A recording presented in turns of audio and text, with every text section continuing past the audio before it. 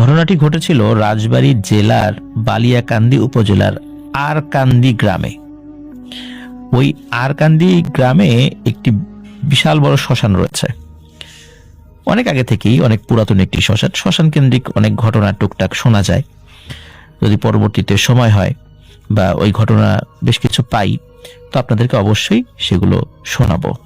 আমরা আমাদের আজকের ঘটনা যেটা বলতে যাচ্ছি, এই ঘটনাটির সময়কাল মানে আনুমানিক 1963 থেকে 66 সালের মধ্যে কোনো একটা সময় হবে আর কি। তো এই সময় একটি ভয়ানক ঘটনা ঘটেছিল। তার আগে মানে এই 63 সালের বছর খানেক আগে থেকে একজন ব্যক্তি ওই আরকান্দি গ্রামে আসে, বলে যে তার বাড়ি পাবনা বা ওই দিকে। তো তার ভাষাতেও পাবনার একটা টান ছিল। তো উনি ওখানে আসার পরে বলে যে ওনার কেউ আত্মীয় স্বজন নাই, উনি এই গ্রামে থাকতে চান, উনি টুকটাক কবিরাজি জানেন। তো গ্রামের একজন মানুষ, বেশ বিত্তশালী মানুষ, তার অনেক জায়গা জমি ছিল, ওই একটা নির্দিষ্ট জায়গায় তাকে থাকতে দেন, ছোট্ট একটা ঘর তৈরি করে থাকতে দেন। তো তিনি সেখানে ছিলেন এবং উনি বেশ ভালো কবিরাজি জানতেন। মোটামুটি জিনে ধরা এবং মানুষের অসুখ বিসুখ, নর্মাল যে অসুখ বিসুখগুলো, এই জিনিসগুলো তার দেওয়ার ট্রিটমেন্টে ভালো হয়ে যেত। আবার জিনে ধরার রোগী, এই বিষয়গুলো ভালো হয়ে যেত। আবার অনেক সময় কোনো কোনো মানুষ তার কাছে অসৎ উদ্দেশ্য আসতেন, যেমন কারো ক্ষতি করার উদ্দেশ্যে ব্ল্যাক ম্যাজিক করা। মানে বলা যায় যে এই লোকটি ভালো খারাপ দুই ধরনের কাজই করতেন। মানে মানুষ স্বাভাবিকভাবে দেখতো যে সে প্রকাশ্যে কারো ক্ষতি করতো না, বা প্রকাশ্যে কারো মানে সাথে গোলমালে যেত না, কারোর সাথে খারাপ বিহেভ করতো না, মানে এরকম সে চলতো। যার কারণে সে মধ্যম ক্যাটাগরির বা মধ্যম বিহেভের একজন মানুষ হিসাবে সকলের কাছে পরিচিত হয়ে ওঠেন। ওনার নাম উনি সকলের কাছে পরিচিত করেন কামাল নামে, আর কামাল কবিরাজ নামেই তিনি ওই গ্রামে পরিচিত হন। তো বেশ ভালোই চলছিল সবকিছু। তো উনি মোটামুটি যখন ওই গ্রামে বা আশেপাশের গ্রামগুলোতে তার কবিরাজি বিদ্যার কারণে মোটামুটি ফেমাস হয়ে যান, আশপাশ থেকে লোকও তার কাছে আসতে থাকে, তখন ওই গ্রামে একটা সমস্যা দেখা দেয়। সেটা হলো মাঝে মাঝে বলতে মাসে একটি কি দুটি, মানে দুটির ঊর্ধ্বে নয়, কিন্তু মাসে একটা হবেই।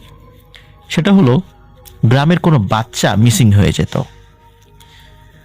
এবং তাকে যখন উদ্ধার করা হতো বা পাওয়া যেত কোনো জঙ্গল, ঝোপঝাড় অথবা সেই আরকান্দি শ্মশানের কাছে, এবং ওই ডেড বডি যখন পাওয়া যেত, দেখা যেত ওই ডেড বডির বুক মানে ফেরে ফেলা হয়েছে এবং তার ভেতর থেকে হৃৎপিণ্ডটা বের করে নেওয়া হয়েছে। শুরুর দিকে মানুষ, যারা গ্রামের মানুষ রয়েছে, তারা কিন্তু চিন্তা করতো যে আসলে এখানে তো অনেক ধরনের হিংস্র জন্তু জানোয়ার রয়েছে, কারণ ওই সময়ে ওই এলাকায় বেশ ঝোপঝাড় জঙ্গল ছিল।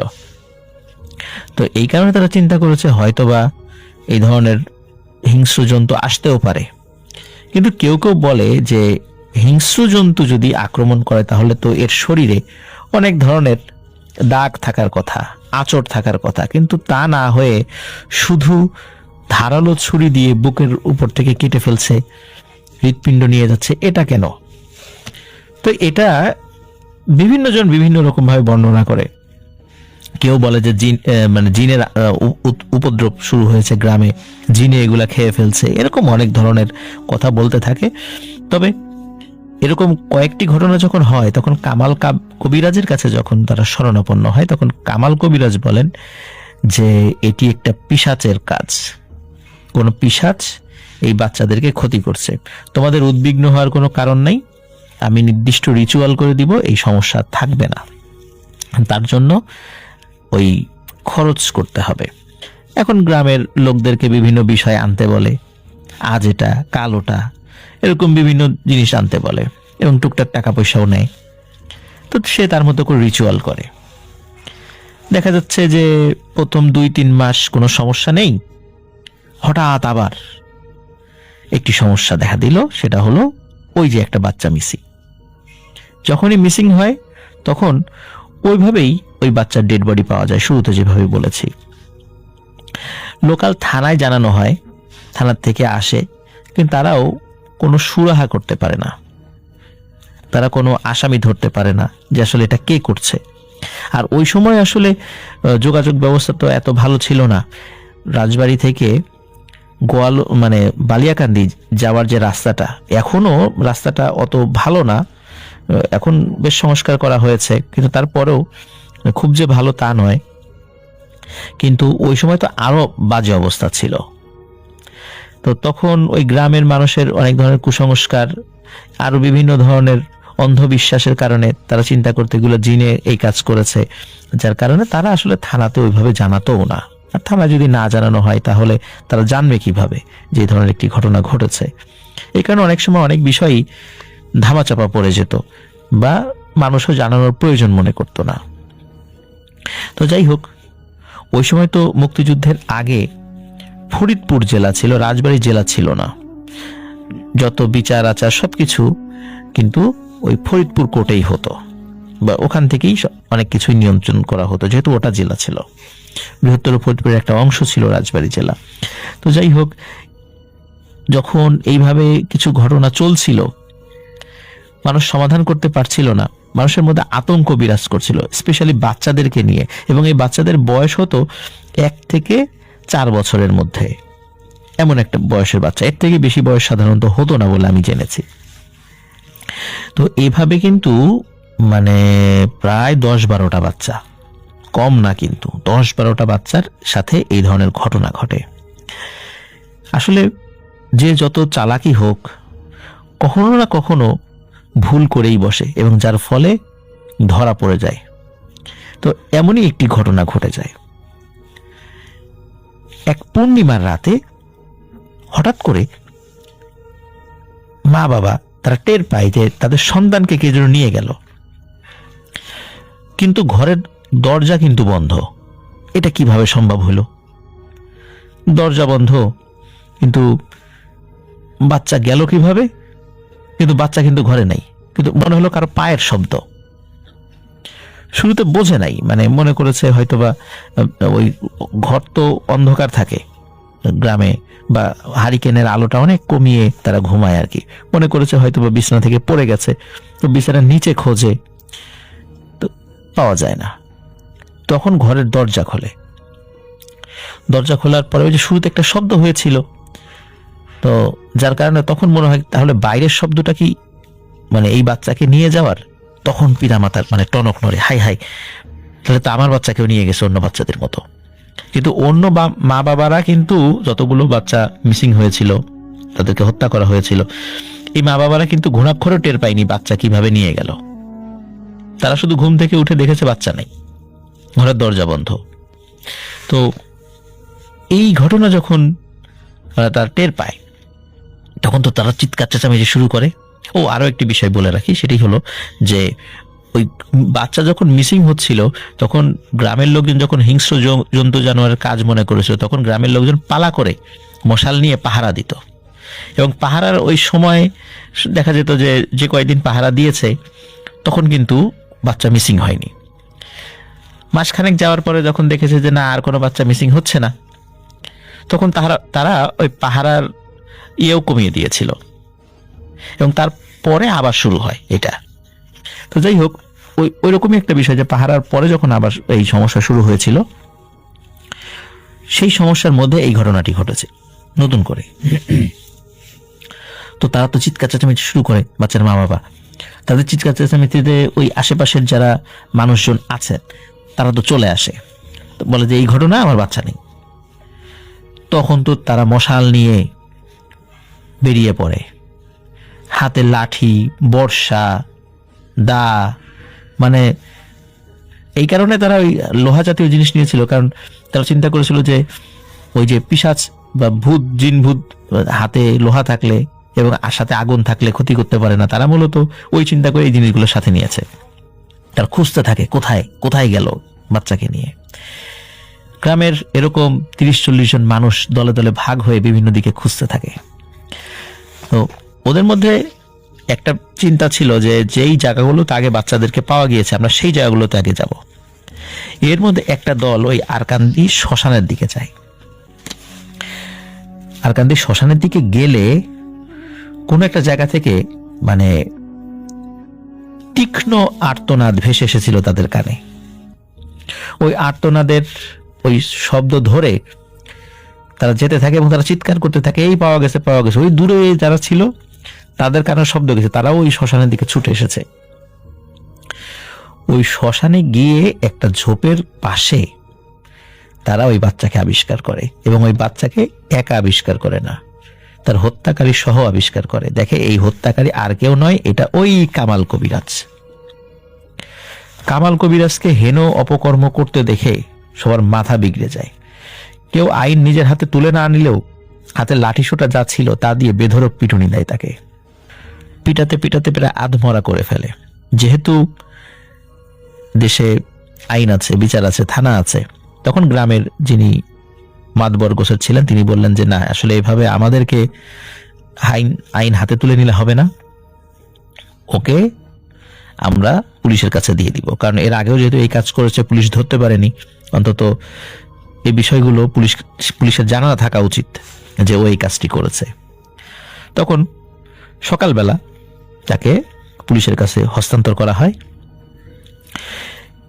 ওই সময় তো বলেছি যে ওই সময় কিন্তু এই ফরিদপুর কোর্টে বিচার কার্য পরিচালনা হতো। তো ফরিদপুর কোর্টে যখন তাকে চালান করা হয়, সে এজলাসে থাকা বিচারকের সামনে সে স্বীকার করে যে এই সব ঘটনা সেই ঘটিয়েছে। যতগুলো বাচ্চা সে মিসিং করেছে, হত্যা করেছে, এই সবগুলো মানে তার কারণেই হয়েছে। এবং সে যে কাজটি করত সেটি হচ্ছে ওই বাচ্চার হৃৎপিণ্ডটা খেত। তাকে যখন জিজ্ঞেস করা হয়েছিল এই কাজটি সে কেন করেছে, তখন বলে যে এই কাজটি প্রতি মাসে অমাবস্যা এবং পূর্ণিমাতে এই কাজটি করতে হয়, না হলে প্রতি মাসে একটা করতেই হয়। তা না হলে তার অর্জিত যে জাদুবিদ্যা, জানা যে জাদুবিদ্যা, সেগুলো কাজে লাগে না। তো এই যুক্তিতে সেই কাজগুলো করত। যেহেতু সে জজ সাহেবের সামনে স্বীকার করেছিল আর গ্রামের অসংখ্য মানুষ প্রত্যক্ষ করেছে ওই বাচ্চা সে যে হত্যা করেছে, ওই হাতে নাতে ধরেছে, এই কারণে সব সাক্ষী প্রমাণ তার বিপরীতেই যায়। আসলে সে নিজেকে ডিফেন্ড করার চেষ্টাও করেনি, কারণ ডিফেন্ড করার উপায়ও ছিল না। সে জজের সামনে স্বীকার করেছে। বিচারে যেটা হওয়ার সেটাই হয়। জজ তাকে মৃত্যুদণ্ড প্রদান করেন। এখন মৃত্যুদণ্ড প্রদান করার পরে তার যেহেতু কোনো আত্মীয় স্বজন ছিল না, আর এই কারণে সে কিন্তু নির্দিষ্ট সময়ের মধ্যে আপিলও করেনি হাইকোর্টে, যার ফলে তার মৃত্যুদণ্ড বহাল থাকে। আইনি যে প্রক্রিয়াগুলো আছে সেই প্রক্রিয়াগুলো যথাযথভাবে মেনে তাকে মৃত্যুদণ্ডের জন্য প্রস্তুত করা হয়। তাকে রাখা হয়েছিল ফরিদপুর যেই কারাগার, এখন নতুন কারাগার মনে হয় হয়েছে, আমি দেখি নাই বা আমি জানিও না। তো আগের ব্রিটিশ পিরিয়ডে একটা কারাগার ছিল, এই কারাগারে তাকে ওই সময় রাখা হয়েছিল, কারণ ওই সময় তো আর নতুন কারাগার হয়নি। তো সেখানে রাখার পর তাকে কিন্তু কন্ডেম সেলে রাখা হয়েছিল। সেখানে রাখার পর কিছু ঘটনা ঘটে প্রিয় লিসেনার্স, সেটি আপনাদেরকে একটু বলি। এক রাতে তার যে কন্ডেম সেল আছে, আশেপাশে তারও কন্ডেম সেল রয়েছে, মানে কন্ডেম সেলে সাধারণত মৃত্যুদণ্ড প্রাপ্ত আসামিদেরকে রাখা হয়। তো হঠাৎ করে রাতের বেলা ওই করিডোরে যে আরো যে সেল আছে সেই সেলের আসামিদের চিৎকার চেঁচামেচি শোনা যাচ্ছে। তারা বলছে যে ভূত ভূত ভূত এরকম বলছে। তো ওখানে যে জেল পুলিশ ছিল তারা চলে আসে, বলে কি হয়েছে? বলে যে এখানে দেখলাম যে কালো মেঘের মতো এগুলো জন্য বা ধোয়ার মতো, তারা আসলে নির্দিষ্ট করে বলতে পারছে না, এরকম আইডিয়া দিয়েছে যে কালো মেঘ বা ধোয়ার মতো কোনো কিছু, মানে মানুষের আকৃতির লম্বা একটা এই করিডোর দিয়ে হেঁটে বেড়াচ্ছে। তারা কিন্তু এসে, মানে জেল পুলিশ এসে কিন্তু কিছুই দেখেনি। তখন ওরা কয়েদিদেরকে ধমক দেয় যে এই রাত বিরেতে এইভাবে চিৎকার চেঁচামেচি করো না, তাহলে কিন্তু শাস্তি হবে। তাদের কথা কিন্তু কেউ বিশ্বাস করে না। ওদিকে এই যে কামাল কবিরাজ, তিনি কিন্তু জেলের যে খাবারগুলো তাকে দেয়া হতো সেগুলো খুবই কম খেতেন, বা মানুষের সামনে সে খেতেনই না। আর এইভাবে খাবার না খাওয়ার কারণে সে খুব দুর্বল হয়ে পড়েন এবং খুব দ্রুত তার স্বাস্থ্যের অবনতি ঘটতে থাকে এবং বেশ অসুস্থ থাকেন। রুমের থেকে খুব বেশি, মানে খুব জরুরি প্রয়োজন ছাড়া, ওয়াশরুমে যাওয়া ছাড়া আসলে খুব বেশি তার বের হওয়া হতো না। এমনিতে তো কিছুটা অংশ তো তারা ঘুরে বেড়াতে পারতেন জেলের মধ্যে, কিন্তু সে ওই অসুস্থতার কারণে খাওয়া দাওয়া করতে পারতেন না, এই কারণে সে বের হতো না। যাই হোক, এর কয়েকদিন পরে জেলখানায় আরো একটি ঘটনা ঘটে। সেটি হলো যে রাত প্রায় আনুমানিক 2-2:30টার দিকে আগুন আগুন বলে সবাই চিৎকার চেঁচামেচি করছে, এবং সেটা কিন্তু ওই ওই সেলের আশেপাশে যে কয়েকটা ছিল, মানে কামাল কবিরের যে সেলে রাখা ছিল তার আশেপাশে আরো যে সেল ছিল সেখানকার কয়েদিরা বলছে। জেল পুলিশ আবার আসে, দেখে যে স্বাভাবিক। তখন বলে কি হয়েছে, বলে যে মনে হলো ওই যে কামাল কবিরাজের যে সেল ওই সাইডটাতে দাও দাও করে আগুন জ্বলছে, তা আগুন ছড়িয়ে পড়তে পারে, আমাদের এখানে আসতে পারে, এই জন্য আমরা ভয়ে চিৎকার চেঁচামেচি করেছি। তো তারা দেখে মানে ওই জেল পুলিশটা যে কিচ্ছু নাই, একদম স্বাভাবিক। আর ওই কামাল কবিরাজও দিব্যি ঘুমাচ্ছে, তার কোনো ভ্রুক্ষেপ নেই এগুলোতে। এবারও জেল পুলিশরা বলে যে আবার যদি এই ধরনের ঝামেলা করছো তো খবর আছে কিন্তু, এই বলে চলে যায়। তো যাই হোক, এরপরে কয়েকদিন পর আর কি আরো একটি ঘটনা ঘটে। সেটি হলো পানি পানি, ডুবে গেলাম মরে গেলাম, এই বলে চিৎকার চেঁচামেচি আসে রাতের বেলা। জেল পুলিশ আসে, এসে দেখে কিচ্ছু নাই, পানি নাই, একদম স্বাভাবিক। বলে কি হয়েছে, বলে যে মনে হলো যে এর ভিতরে পানি ঢুকছে, বন্যার পানি, এবং আস্তে আস্তে পানি খালি বাড়ছে, এবং আমরা এই সেল থেকে বেরোতে না পারলে এই সেলও ডুবে যাবে, এত পানি। বলে পানি কই, ফাজলামি করো, এই রাত বিরেতে এই ধরনের সমস্যা সৃষ্টি করতেছে জেলের মধ্যে, এটা কি তোমার মামা বাড়ি না শ্বশুর বাড়ি, এই ধরনের মানে বলে যে যা ইচ্ছা তাই করবা। ওদেরকে খুব ধমক দেয়, কিন্তু ওদের কথা। তো যাই হোক, এদিকে কামাল কবিরাজের যেই ফাঁসির যেই সময়টা সেই সময়টা ঘনিয়ে আসতে থাকে। ফাঁসির মাত্র প্রায় 3 দিন বাকি। তখন ওই জেল কর্তৃপক্ষ ফাঁসির যে মঞ্চ সেটি রেডি করার চেষ্টা করে, এবং সাধারণত যেটা করা হয় যে যাবজ্জীবন সাজাপ্রাপ্ত বা মৃত্যুদণ্ড সাজাপ্রাপ্ত কোনো আসামি তাদেরকে দিয়ে জল্লাদের কাজটি করানো হয়। আর এই কারণে ফাঁসির যে দড়িটা, এই দড়িটা রেডি করার দায়িত্ব পড়ে এক আসামির কাছে। বলে যে এই দড়িটা নিয়ে ওই যে উপরে যে দণ্ড আছে সেই দণ্ডের সাথে দড়িটা সেট করো, এবং যেখানে যেখানে দড়িটার জয়েন্ট লাগানোর দরকার সেই ব্যবস্থাটা করো। তো উনি যখন ওই পাটাতনের উপরে দাঁড়িয়ে উপরে ওই দড়িটা সেট করতে গেছেন, তখন হঠাৎ করে নিচ থেকে পাটাতন সরে যায়। নর্মালি পাটাতন সরার কথা না, পাটাতন সরার জন্য একটা হাতল থাকে বা হুইলের মতো থাকে, ওটা টান দিলে পায়ের নিচ থেকে পাটাতন সরে যায় এবং বডিটা নিচ দিকে পড়ে যায়, নিচে একটা লম্বা গর্ত থাকে, ওর মধ্যে বডি ঝুলতে থাকে, এবং তখন মৃত্যুদণ্ড কার্যকর করা হয়। এটা আপনারা জানেন মোটামুটি সবাই। তো সে যখন পাটাতনের উপর দাঁড়িয়ে সেট করতে গেছে, তখনই হঠাৎ করে পায়ের নিচ থেকে পাটাতন সরে গেছে, আর সে ওই নিচে পড়ে যায়। আর নিচে পড়ে প্রচন্ড ব্যথা পায়, কারণ গর্তটা তো মোটামুটি বেশ বড়ই। সে তার হাত ভেঙে যায়, পা ভেঙে যায়, তার মেরুদণ্ডের একটা জায়গায় ভেঙে যায়, মানে খুব মারাত্মকভাবে আহত হয় সে। কিন্তু এভাবে কিন্তু পাটাতন সরে যাওয়ার কথা না, কিন্তু হয়তোবা প্রেশার বেশি পড়েছে সেটার উপরে। সে আবার একটা চেয়ার নিয়ে দাঁড়িয়েছিল পাটাতনের উপরে, মানে চেয়ার সমেত সে নিচে পড়েছে। তো সবাই বলেছে যে অনেক আগের পাটাতন, তো হয়তোবা কোনো সমস্যা থাকতেই পারে, এই জন্য পড়ে গেছে নিচে। তো সেটা আবার ঠিক করা হয়। এরপরে কি হয়, মানে বিষয়টা কিন্তু স্বাভাবিকভাবে সবাই নিয়েছে। এরপরে যেটা হয় সেটা হলো যে ওই দড়ি তৈরি করার দায়িত্ব আবার আরেকজনের কাছে পড়ে। তো সে যখন ওইটা ঠিক করছিল, মানে সেট করছিল, কিভাবে যেন সে নিজেও বলতে পারে না, সে নাকি নিজেই ওই ফাঁসির দড়ি নিজের গলায় পরে ফেলেছে, এবং ওইটা নাকি তার গলায় আটকে গেছে। সে ছটফট করছে, তার নিঃশ্বাস বন্ধ হয়ে গেছে। ওই ফাঁসির কাষ্ঠের উপরে যে এমনি যে আরো একটা স্পেস আছে সেখানে এটা ঘটছে। কিন্তু এখন ওই দেখা যাচ্ছে যে সকালবেলা কিন্তু আসামিদেরকে ওই জেলের ভিতরে ছেড়ে দেয়া হয়। এখন দূর থেকে আসামিরা দেখছে যে এরকম ও ছটফট করছে, কিন্তু শুরুতে তারা বুঝতে পারেনি, কিন্তু যখন পা বেশি ছটফট করছে তখন তারা দৌড়ে যায়। দৌড়ে গিয়ে দেখে যে তার গলায় রশি আটকে গেছে। তখন তারা ওই রশি টেনে খোলার পর অবস্থা খুবই খারাপ হয়ে গেছে। আর একটু দেরি হলে কিন্তু সে মারা যেত। তখন একটা রোমার ছড়িয়ে যায় যে কামাল কবিরাজের ফাঁসির কাষ্ঠ যেই রেডি করবে তারই ক্ষতি হবে। এখন কেউ আর কোনো আসামি আর ভয়ে ওই ফাঁসির কাষ্ঠ রেডি করতে যেতে রাজি হয় না। যাই হোক, এখন আইন অনুযায়ী কাজ তো করতে হবে।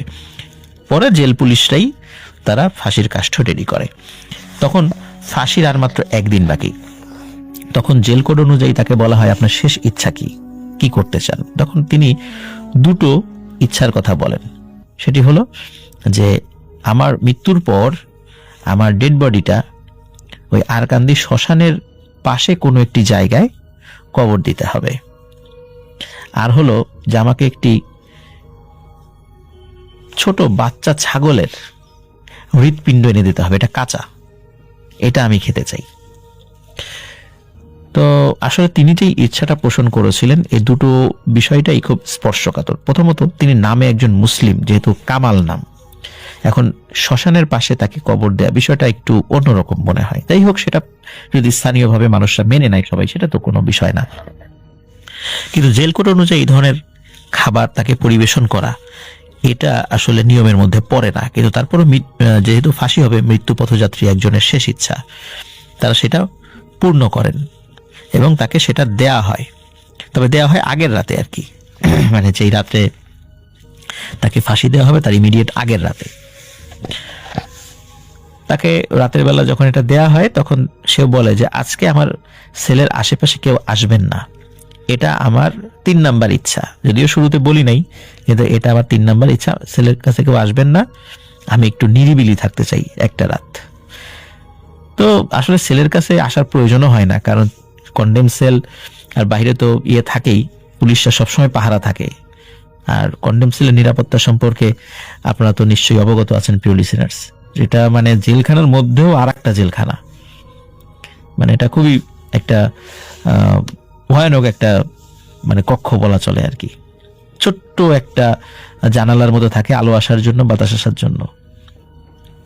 যাই হোক, তাকে রাত্রে সত্যি ওই খাবারটা নাকি দেয়া হয়েছিল এবং দেওয়ার পর খুব স্বাভাবিক ছিল, ওই রাত্রে কিন্তু ওই সেলে অন্য কোনো ধরনের ঘটনা ঘটেনি।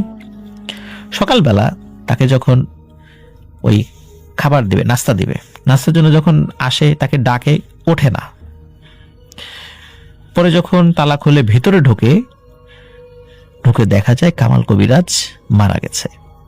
ওই যেই ছাগলের যে হৃৎপিণ্ডটা দেওয়া হয়েছিল সেটা কিন্তু সে খেয়েছে, কিন্তু কামাল কবিরাজ জীবিত নেই। কিন্তু তার চেহারা দেখে মনে হচ্ছে সে মৃত্যুর পূর্বে খুব ভয় পেয়েছিল কোনো কিছু দেখে, তার চেহারা দেখে নাকি এমনটা মনে হয়েছিল। যাই হোক, যেহেতু তার লাশ রিসিভ করার মতো কেউ ছিল না, কারণ তার তো কোনো আত্মীয় স্বজন নেই, আর তার শেষ ইচ্ছা অনুযায়ী ওই লাশটি নিয়ে যাওয়া হয় ওই আরকান্দিতে। এখন সমস্যা হলো যে উনি যেহেতু একটা ইচ্ছা পোষণ করেছেন, আর উনি কিন্তু বলেনি যে শ্মশানেই কবর দিতে হবে, শ্মশানের পাশে। তো যার কারণে আমি আগের গল্পে বলেছিলাম ওই শ্মশানে, কিন্তু পরে জানলাম যে না, আসলে শ্মশানে না, শ্মশানের পাশে দিতে বলেছিলেন। তো শ্মশানের পাশে কবর যেহেতু হবে, যদিও কিছু কিছু হিন্দুরা বাধা দেওয়াটাই স্বাভাবিক, যিনি একজন মুসলিম, তারপর যেহেতু একদম শ্মশানের এরিয়ার মধ্যে না, পাশে, আর ওনার কাছ থেকে সকলে উপকার পেয়েছে, যেমন হিন্দু বলেন, মুসলিম বলেন, মানে মোটামুটি সব ধর্মের মানুষেরাই তাদের টুকটাক সমস্যা নিয়ে তার কাছ থেকে উপকার পেয়েছে। যেহেতু একটা মানুষ মারা গেছে, এখন তার মানে শেষ ইচ্ছা নিয়ে তো আর কোনো প্রশ্ন বা তোলার মতো ওরকম আসলে কারো মন মানসিকতা ছিল না। যদিও তার কারণে ক্ষতি হয়েছে, অনেকগুলো মা বাবার বুক খালি হয়েছে, কিন্তু তারপরও যে লোকটা তো মারা গেছে, বিচার তো হয়েছে, এই কারণে বিষয়টা নিয়ে আসলে কেউ আর বাড়াবাড়ি করে না, তাকে কবর দিয়ে দেয়া হয়।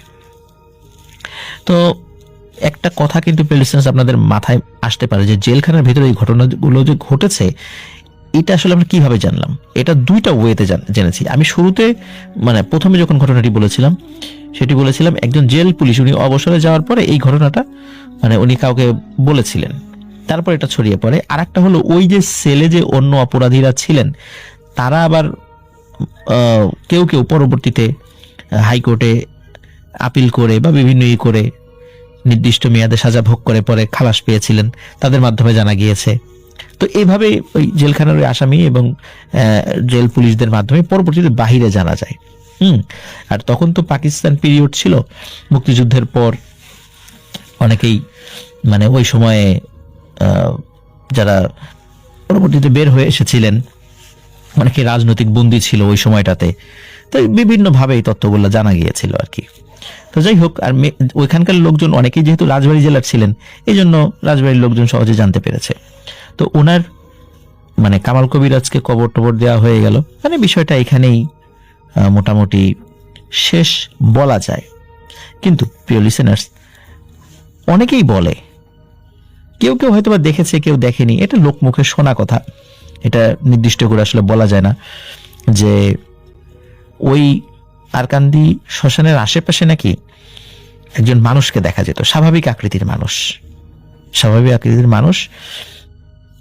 গ্রামের মুরব্বীরা বলতেন এটা হচ্ছে কামাল কবিরাজের ভূত, এটা ঘোরাফেরা করে, মানে ও তো মানুষ খেকো ছিল, নরখাদক ছিল, তো ওর ভূতটা ঘোরাফেরা করে এদিক দিয়ে। তাই এখন সেটা দেখা যায় কি যায় না এই বিষয়ে আমি নিশ্চিত হতে পারিনি, বা কেউ আমাকে বলেওনি। তবে একটা বিষয়, সেটা হচ্ছে যে মানুষ কালো জাদু প্র্যাকটিস করার জন্য এবং সেটাকে মানে ইফেক্টিভ করার জন্য দেখুন কত ভয়ানক কাজ করতে হয়, কত নোংরা কাজ করতে হয়, কত পৈশাচিক কাজ করতে হয়, এবং এই কাজের ফলাফল কিন্তু তার ভালো হয়নি, সে কিন্তু ধরা পড়েই গেছে। এই জন্য প্রিয় লিসেনার্স, আমরা এই কালো জাদু রিলেটেড বিষয় থেকে সবসময় ইনশাল্লাহ দূরে থাকার চেষ্টা করব। অনেকেই আগ্রহ করে যে আমি একটু শিখি, কিন্তু যতটা সহজ মনে হয় আসলে কি এতটা সহজ? নিশ্চয়ই নয়। পরকালে কিন্তু কিছুই পাওয়া যাবে না, দুনিয়াতেও শাস্তি রয়েছে। এই জন্য আমরা এগুলো থেকে ইনশাল্লাহ বিরত থাকবো। আল্লাহ আমাদেরকে বিরত থাকার তৌফিক দান করুক। ঘটনাটা জাহিদ ভাইয়ের 2018 সালের শীতের শুরুর দিকের ঘটনা। একজনের রেফারেন্সে জাহিদ ভাইয়ের কাছে একজন ভদ্রলোক আসেন, যার নাম আসলাম উদ্দিন। সাভারে থাকতেন তারা। তার এক ছেলে আছে, তার নাম হচ্ছে রিমন, আর এক মেয়ে রুমি, এবং তার এক ভাগ্নি আছে যার নাম মনিরা। তার ভাষ্যমতে মেয়েটা ক্যাটারনিক সিজোফ্রেনিয়াতে আক্রান্ত গত 11 থেকে 12 বছর। ক্যাটারনিক সিজোফ্রেনিয়া হচ্ছে, এটা সিজোফ্রেনিয়া রোগ, কিন্তু এইখানে পেশেন্ট কথা বলবে না অথবা বেশি অ্যাক্টিভ থাকবে, এবং দেখা যাবে যাদের অ্যাক্টিভনেস মাঝে মধ্যে অনেক বেশি বেশি হয়ে গেছে, অথবা তাদেরকে কিছু টাচ করলে তারা কোনো ধরনের রেসপন্ড করবে না আর কি। এইটা হচ্ছে সেই সিজোফ্রেনিয়ার একটা টাইপ। তাদের সাথে সেই মেয়েটি থাকে, কেননা বা তার বাবা মা কেউ নাই। তো আসলাম সাহেব দায়িত্ব নিয়েছেন মেয়েটার দেখাশোনা করার। তো আসলাম সাহেবের মেয়েটার বিয়ে ঠিক হয়েছে, কিন্তু বিয়েটা ঠিক হওয়ার পর থেকে একটা না একটা ঝামেলা লেগেই আছে। এটা হলো আসলাম সাহেবের মেয়ে, যে রুমি। আপনারা একটু নামগুলো কানেক্ট করে নেবেন। তো যেদিন মেয়েটার বিয়ে ঠিক হয় তার 2 দিন পর একদিন রাতে মেয়েটার ঘুম ভেঙে যায়। সে দেখতে পায় তার ঘর থেকে হুইল চেয়ারে করে কেউ বেরিয়ে গেছে। মেয়েটা এরপর দেখতে পায় তার ছোট ভাই যে রিমন তার ঘর থেকে দৌড় দিয়ে এসে মূল ঘরের গেট খুলে বের হয়ে যায়। এটা দেখে সে কিছু না ভেবেই তার ভাইকে ডাকার জন্য বের হয়। সে বের হয়ে দেখতে পায় তার ভাই বাড়ির মূল গেটের কাছে থাকা একটা গাছের নিচে দাঁড়িয়ে আছে। সে যখন আগাতে যাবে তখন সে দেখতে পায় একটা হুইল চেয়ার অন্ধকার ঝোপের পাশ থেকে তার দিকে এগিয়ে আসছে। সে তার ভাইকে ডাকতে যাবে, তখন সে দেখতে পায় তার ভাইয়ের দিকে ঘুরে তাকিয়ে আছে, মানে তার ভাই তার দিকে ঘুরে তাকিয়ে আছে। তাকে দেখে মনে হলো নিষ্প্রাণ হয়ে আছে তার ভাই, এবং হুইল চেয়ারটা যখন তার কাছে এসে থেমে যায় তখন সে ভয়ে আড়ষ্ট হয়ে যায়। হুইল চেয়ারে মানুষের হাত পা কাটা ছিল এবং তা থেকে গল গল করে রক্ত বেরোচ্ছিল। এর মধ্যে থেকে একটা হাত হঠাৎ লাফিয়ে উঠে তার গলা চেপে ধরে তাকে মাটিতে ফেলে দেয়। মেয়েটা জ্ঞান হারাবার আগে একটা জিনিস দেখতে পায়। তার সেই বোন যে হুইল চেয়ারে থাকে, সিজোফ্রেনিয়া আক্রান্ত, তাকে চলাফেরা করতে পারে না, সে তার গলা চেপে আছে। চোখগুলো বড় বড়, মুখটা খুলে আছে, এবং তার গলার কাছে কোনো চামড়া মাংসপেশি কিছুই নেই। সেই গলার জায়গাটা বিভৎসভাবে কোনো পশু হয়তো ছিঁড়ে ফেলেছে, এমনভাবে ঝুলে আছে, আর সেখান থেকে টপ টপ করে রক্ত ঝরছে। মেয়েটার আর কিছু মনে ছিল না। কিছুক্ষণ পর মেয়েটার বাবা মানে আসলাম সাহেব নামাজ পড়তে ওঠেন এবং মেয়েকে উঠানে পড়ে থাকতে দেখেন। মেয়েকে ঘরে আনা হয় এবং পানি ছিটিয়ে হুঁশ ফিরিয়ে আনা হয়। এমনিতে সে কিছু তখন বলতে পারে না। সকালে সে তার বাবাকে রাতের কথাগুলো বলে। সব শুনে আসলাম সাহেব দ্রুতই একজন ইমামকে খুলে বলেন। ইমাম তাকে একটা তাবিজ দিয়ে দেন এবং বলে, এই পানি বড়াটা দিচ্ছি। তো তিনি বলেন যে যেহেতু বিয়ে ঠিক হয়েছে, বদনামি যাতে না হয় খেয়াল রাখবেন। মেয়েটা সুন্দর, তো তাই বাতাসের কুনজর লেগেছে। তো সেদিন রাতে রুমি ভয় পাওয়ার পর তার মায়ের সাথে ঘুমিয়েছিল। হুইল চেয়ার নড়াচড়ার শব্দে হঠাৎ রুমির ঘুম ভাঙে। মেয়েরা দেখতে পায় অস্বাভাবিকভাবে মনিরার ব্যবহার করা সেই হুইল চেয়ারটা ঘুরছিল চরকার মতো করে ঘরের মধ্যে। রুমি জেগে যাওয়ায় মনে হলো সেই হুইল চেয়ারটি থেমে গেছে। হঠাৎ করে হুইল চেয়ারটা রুমির দিকে ঘোরে। রুমি দেখতে পায় মনিরা ভয়ঙ্করভাবে তার দিকে তাকিয়ে আছে। হুইল চেয়ার থেকেই অনেকটা হাঁটু ভর দিয়ে হেঁটে এসে তার সেই শয়তান আবারও রুমির থুতনি চেপে ধরে। ঘের ঘের ঘের ঘের একটা শব্দ বের হচ্ছিল মনিরার মুখ থেকে। এরপর রুমির আর কিছু মনে ছিল না। সকালে স্বাভাবিকভাবেই ঘুম ভেঙে যায়।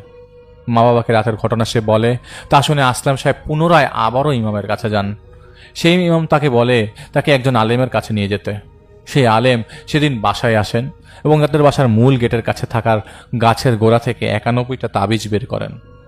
91টা তাবিজ সবগুলো খোলা হয়। এর মধ্যে কেবল একটা তাবিজের মধ্যে একটা জিনিস লেখা ছিল, ইকাব, যার মানে শাস্তি। 90টি খালি তাবিজ দেখে সেই আলেম আসলাম সাহেবকে বলেন কোনো বদ জিন ইচ্ছা করেই এই কাজ করেছে। সে বুঝাতে চাচ্ছে সে এখানে সে আছে এবং সে ভয় দেখাবে এবং এটা নিয়ত করেই নিয়েছে সে। তাই সে আলেম বলেন আজ রাতে উনি সেই জিনকে তার ভাষ্য অনুযায়ী তুলা রাশির কারোর উপর হাজির করবেন। জাহিদ ভাই ব্র্যাকেট একটি কথা বলেছেন, তিনি নিজেই তুলা রাশি বিশ্বাস করেন, এসব রাশি বিশ্বাস করেন না। রাতে সেই আলেম শুরু করেন তার প্রক্রিয়া। ডাকা হয় আসলাম সাহেবের মেয়েকে ভয় দেখাচ্ছে যেই জিন তাকে। তো জাহিদ ভাই নিজেও পারে এসব জিনিস করে আনতে, কিন্তু জাহিদ ভাই কখনো তা করেন না, কারণ হিতে বিপরীত হয় বেশি। সে আলেম যখন তার মতো করে দোয়া দুরুদ পড়ছিল তখনই আচমকা একটা হুইল চেয়ার সেই ঘরের গেট খুলে যায়, গেট খুলে চলে আসে। আসলাম সাহেব নিজে দেখছিলেন একটা 4-5 বছর বয়সী বাচ্চা সেই হুইল চেয়ারে বসে আছে, পায়ের উপর পা তুলে। সে আলেম নিজেও এমন কিছু আগে কখনো দেখেনি। তিনি সেই জিনকে উদ্দেশ্য করে বলেন, কে আপনি, কোথা থেকে এসেছেন, কেন রুমিকে ভয় দেখাচ্ছেন? উত্তরে শুধু ছোট বাচ্চাটার হাসি ভেসে আসতে লাগলো, আর কিছুই না। অনেক চেষ্টা করার পরেও কোনো কথা না বলায় আলেম সাহেব তার বোতলবন্দি করার হুমকি দেয় এবং বোতলবন্দির প্রক্রিয়া শুরুও করে দেন। তখন সেই হুইল চেয়ারটি একটি হাত দিয়ে চালিয়ে সেই মেয়েটা বের হয়ে যায় সেই রুম থেকে। বের হওয়ার সাথে সাথে সেই বোতলটা ফেটে যায়, যে বোতলে ঢোকানোর কথা। সেদিনের মতো সেই আলেম চলে যান এবং পরদিন আসবেন বলে জ্বালিয়ে যান। সেদিন রাতে রুমি মায়ের সাথে ঘুমিয়েছিল। রুমির ঘুম ভেঙে যায় ওর মায়ের ডাকে। তাকিয়ে রুমি দেখতে পায় ওর মায়ের নাক দিয়ে রক্ত পড়ছে। তার একটা চোখ কোটরের বাইরে বেরিয়ে আছে, তার মাথার চুলগুলো সব এলোমেলো, তিনি নিজেই কেচি দিয়ে কেটেছেন। তিনি বলছিলেন, ও রুমি মা, দেখ আমার কি যেন হচ্ছে, আমার চোখে নাকে ব্যথা, আর এই চুলগুলো খুব কামড়াচ্ছে, কেটে দেন আমাকে। মেয়েটা আচমকা এমন ঘটনায় বিছানার পাশ দিয়ে নামার সময় পড়ে যায় সেখানে বিছানার নিচে থেকে মনিরা এসে রুমিকে গলা টিপে ধরে মারতে শুরু করে এবং রুমির চুল ধরে টেনে হিঁচড়ে বাথরুমে নিয়ে আটকে রাখে। রুমি ভয়ের চোটে কেবল কেঁদেই যাচ্ছিল। রুমির কান্নার শব্দ রুমির মায়ের ঘুম ভেঙে যায়। পরে তাকে উদ্ধার করা হয়। রুমি সারা রাত ঘুমাতে পারেনি এর পর থেকে। সকালেই সে আলেমকে রুমির অবস্থা সম্পর্কে জানানো হয়। সেদিন সন্ধ্যায় সে আলেম আবারও আসেন। এবার তিনি রুমির উপরে প্রভাবে থাকা যে জিনকে হাজির করেন। সেই জিন হাজির হওয়ার পর থেকে আসলাম সাহেবের দিকেই শুধু তাকিয়েছিল। আলেম জিজ্ঞেস করেন, এই মজলুম মানুষকে কেন কষ্ট দিচ্ছ, কি কারণে? এমন অনেক প্রশ্ন করার পর সেই জিন একবার শুধু বলে, অনেকটা ভাঙা বাংলায়, আমি জালিম হলে আমায় কাবু করে দেখাও। কিছুক্ষণ পর সেই আলিম যখন দেখলেন সেই জিনকে কাবু করতে পারছেন না, তখন তিনি জানতে চান, শুধু কারণটুকু বলো, কেন কষ্ট দিচ্ছ? সেই জিন উত্তর দেয়, সচ্চাই ढूंढ लो, सच्चाई का पिटारा तुम्हारे सामने है। মানে তোমরা সত্যটা খোলো, সত্যর যে বাক্স তোমার সামনে আছে। হাম ইন লোগো কে লিয়ে ইন লোগো কো নেহি ছোড়েঙ্গে। তো আপনারা হিন্দি বোঝেন অনেকে, এটা হিন্দিতে বলেছে যে আমরা এই মানুষকে ছাড়বো না, জিল্লাত আনেওয়ালি হ্যাঁ ইনকি জিন্দিগি মে, তাদের জীবনে অনেক বিপদ আসবে। এটা বলে সেই জিন চলে যায়। আলেম সাহেব বুঝতে পারেন এই জিন মুসলমান, যার কারণে কোনো তদবির কাজ করেনি, আর এই জিন কোনো কারণে খুব রেগে আছে। তো আসলাম সাহেব নিজেও বুঝতে পারেননি কি হচ্ছে। সেই আলেম মনিরার কথা জিজ্ঞেস করছিলেন, কারণ তার মনে হচ্ছিল মনিরার জন্যই হয়তো এমন হচ্ছে। মনিরারকে আলাদা রুমে রাখা হতো। একজন বয়স্ক মহিলা মেয়েটার যত্ন নিত। দিনের বেশিরভাগ সময় এক ধ্যানে তাকিয়ে থাকতো মনিরা। মাঝে মাঝে মেয়েটা ক্যাটাটনিক সিজোফ্রেনিয়া পেশেন্টদের মতো আচরণ করত, কথা বলতে পারত না। আলেম সাহেব মেয়েটাকে দেখেন। আলেম সাহেব জানতে চান মনিরার এমন হলো কিভাবে। তখন আসলাম সাহেব বলেন, মেয়েটার মা মারা যাওয়ার সময়, জন্মের সময় বাবা পরে নিরুদ্দেশ হয়ে যায়। মেয়েটা গ্রামে তার নানা নানির মানে আসলাম সাহেবের বাবা মার কাছে মানুষ হয়। পরে মেয়েটাকে ঢাকায় নিয়ে আসা হয়। তো তাদের সাথেই থাকতো। মনিরার বিয়ে ঠিক হয়। বিয়ের কদিন আগে ছাদ থেকে পড়ে যায়, 2 তলার ছাদ, তাই তেমন সমস্যা হয়নি। কিন্তু ধীরে ধীরে ওর মানসিক সমস্যা দেখা দেয় এবং ধীরে ধীরে এই রকম অবস্থা হয়ে যায় ওর। আসলাম সাহেবের সবসময় মনে হতো ওনার কারণে মেয়েটার এমন হয়েছে। যদি উনি শহরে না আনতেন তবে মনিরা ছাদ থেকে পড়ে যেত না, আর ওর এই হাল হতো না। তাই তিনি মনিরার দায়িত্ব নেন। কিন্তু কেন মনিরার রূপ নিয়ে ভয় দেখাচ্ছে আসলাম সাহেবের মেয়েকে, তা বোঝা যাচ্ছিল না। তাই আলেম মনিরাকে দেখে এইটুকু বুঝতে পারেন যে এই মেয়েটার আশেপাশে খারাপ কিছুর ছায়া রয়েছে। তাই তিনি মনিরাকে তাবিজ দিয়ে যান এবং রুমিকে 2টা তাবিজ দিয়ে যান। এদিকে রুমির বিয়ে 12 দিন বাকি। কয়েকদিন পর একদিন রাতে রুমি তার মায়ের সাথে ঘুমিয়েছিল। রুমির আবারও ঘুম ভাঙে। এবার রুমি দেখতে পায় মনিরা দাঁড়িয়ে আছে, মুখ থেকে রক্ত গড়িয়ে পড়ছে, চুলগুলো মনিরার আধা কাটা, হাতে একটা কেচি নিয়ে ভয়ঙ্কর হাসি মাখা মুখ নিয়ে রুমির দিকে তাকিয়ে বলছে, চুলগুলো দে না আমাকে রুমি, দেখ দেখ আমার চুল নেই, আমার চুল কে যেন কেটে নিয়ে গেছে।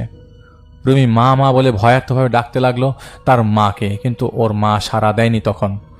তো পাশে দাঁড়িয়ে থাকা মনিরা কেচি হাতে নিয়ে ইশারা দেয় রুমিকে যে পাশে তাকাতে। রুমি ঘাড় ঘুরিয়ে দেখতে পায় ফ্যানে ওর মা ঝুলে আছে। মাঝখান থেকে ওর মায়ের শরীর 2 ভাগ হয়ে একখানি ফ্লোরে আর 1 ভাগ ঝুলে রয়েছে ফ্যানে। এটা দেখে রুমি চিৎকার দিতে যাবে, ঠিক তখনই ওর ফ্যানে ঝুলে থাকা ওর মা বলতে শুরু করে, ও মা, আমায় বাঁচা, আমায় বাঁচা। এটা বলার পর ধূপ করে সেই অর্ধেক কাটা ঝুলে থাকা শরীরটা ফ্লোরে পড়ে যায় এবং ভেতরে থাকা অর্গ্যানগুলো ছিটকে বেরিয়ে আসে। তাদেরকে অর্গ্যান সব ভিতরে সব আমাদের লিভার টিভার সব আছে, সব চুপ করে বেরিয়ে আসে আর কি। তা দেখে চোখ বন্ধ করে রুমেই শুধু চিৎকার করতে লাগলো রুমি। আসলে যখন রুমির সাথে এসব হচ্ছিল তখন ওর মা বাথরুমে ছিলেন। তিনি এসে দেখেন রুমি 2 হাত দিয়ে মুখ ঢেকে পা ছুটছিল এবং প্রচণ্ডভাবে চিৎকার করছিল। ওর চিৎকারে বাবা ভাইয়ের সাথে সাথে চারপাশের প্রতিবেশীদেরও ঘুম ভেঙে যায়। বেশ কয়েকজন এগিয়ে আসেন কি হয়েছে তা জানার জন্য, কিন্তু রুমি চিৎকার করতেই থাকে এবং একসময় জ্ঞান হারিয়ে ফেলে। রুমির বাবা রাতেই আলেমকে আবারও ফোন করে। রুমির চিৎকার সেই আলেম ফোনেও শুনেছিল। তার পরামর্শে আরেকজনের কাছে রুমিকে নিয়ে যাওয়া হয়, কিন্তু ততক্ষণে রুমির অবস্থা খারাপ হয়ে গেছে। কাউকে চিনতে পারছিল না, মাকে ছাড়া। যেই হুজুরের কাছে নেওয়া হয় তিনিই ঝাড়ফুঁক করে দেন এবং যেই জিন রুমিকে কষ্ট দিচ্ছে সেই জিনকে তিনি বোতলবন্দি করেন। তাও রুমি সেই যেই মেন্টাল ট্রমার মধ্যে দিয়ে গিয়েছিল তা থেকে বের হতে পারেনি। এদিকে বিয়ের 7 দিন বাকি।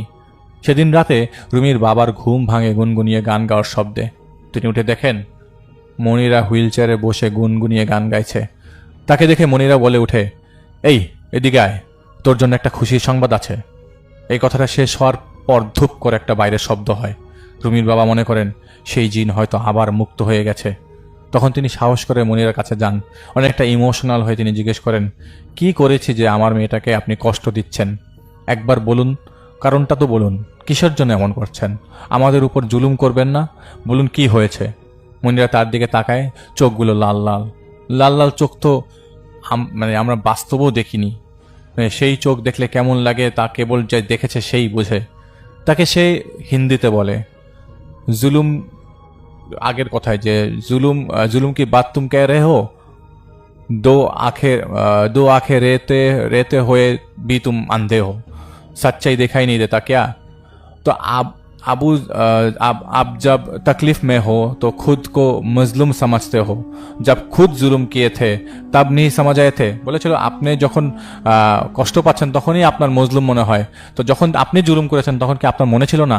বলেই ওনাকে গলা টিপতে ধরে মনিরের রূপী সেই জিন এবং দেয়ালে ঠেসে ধরে এবং আরও কিছু বলতে থাকে, কিন্তু দম আটকানো অবস্থায় থাকার কারণে কিছুই তার কানে যায়নি সে কি বলছিল। সেই জিন তাকে নিচে ফেলে দেয় এবং চলে যায়। কিছুক্ষণ পর তিনি একটা ছেলের কান্নার শব্দ শুনতে পান। তার ঘরের জানালার পাশে তিনি কোনোভাবে যে দেখতে পান তার ছেলে পড়ে আছে উঠোনে।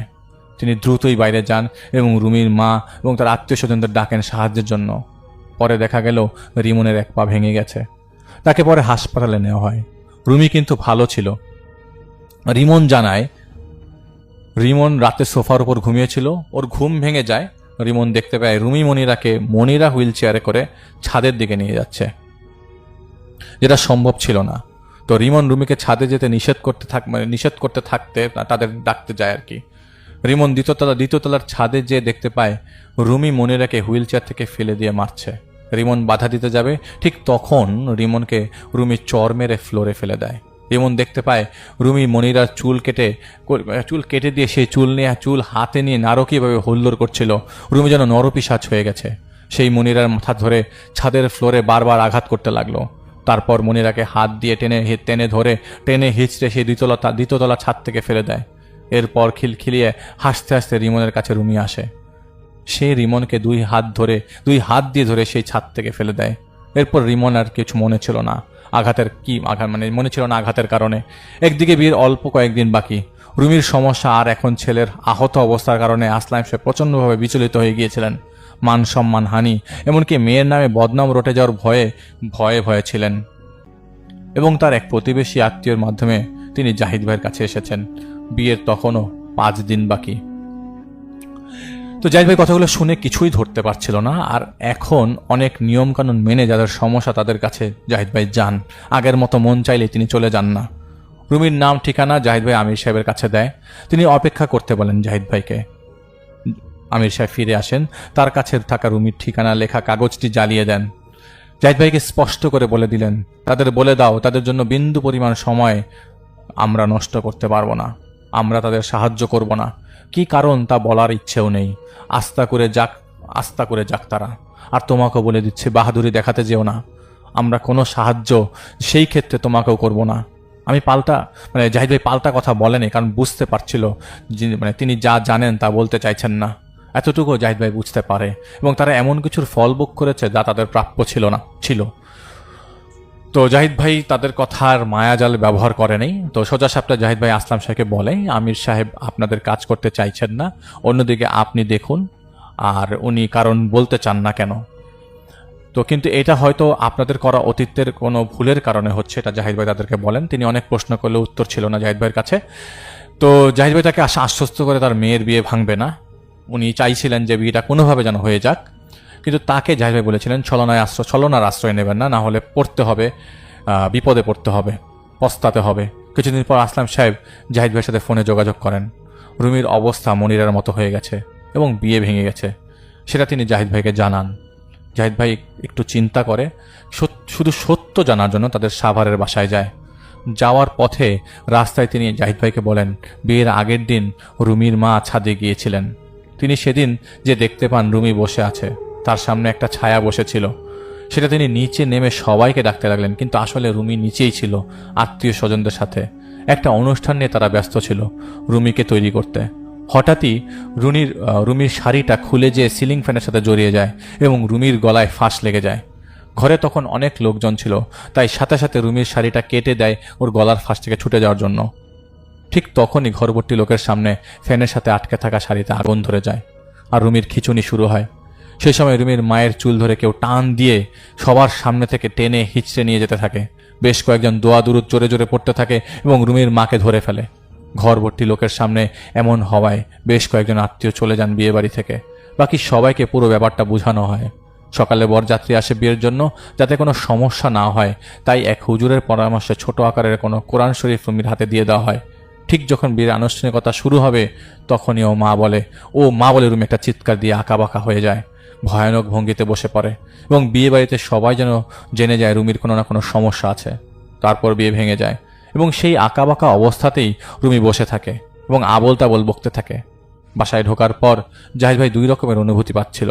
মনে হচ্ছিল ভালো খারাপ 2টা শক্তি আছে একসাথে।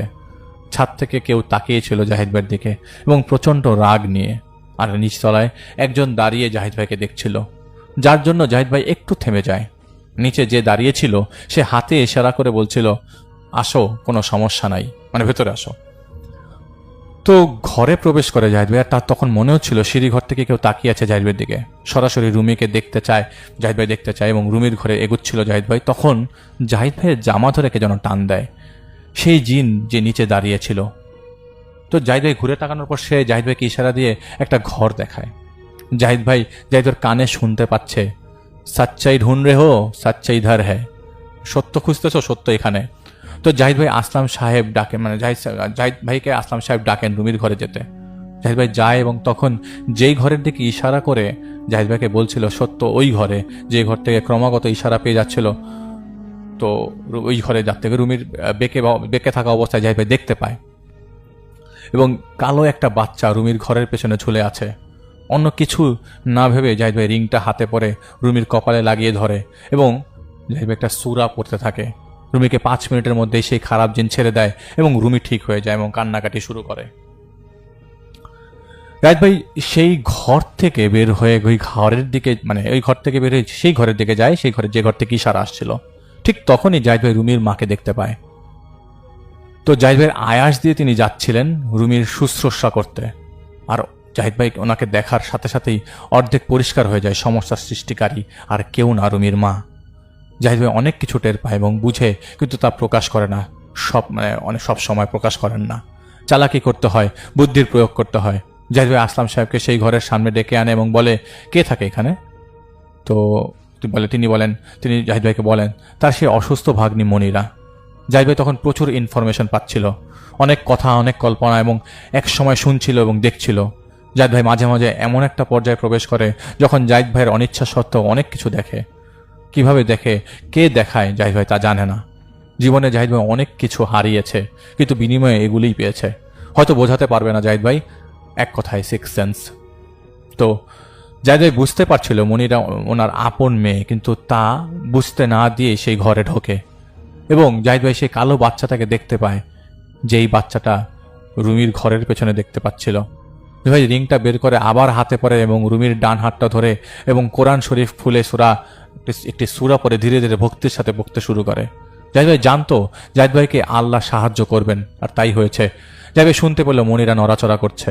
আব্বু আব্বু বলতে সে বিছানায় যেভাবে বসা ছিল, হাত বাঁকা আর পা উল্টো ভাঁজ করা অবস্থায় সে বিছানায় পড়ে যায়।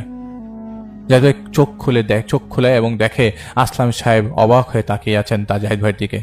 তাকে মনিরাকে ধরে ঠিক করতে বলে সেই ঘর থেকে বের হয়। তো জাহিদ ভাই শুনছিল কেউ জাহিদ ভাইকে ডাকছে, ইধার আও বেটা, ইধার আও, এখানে আসো।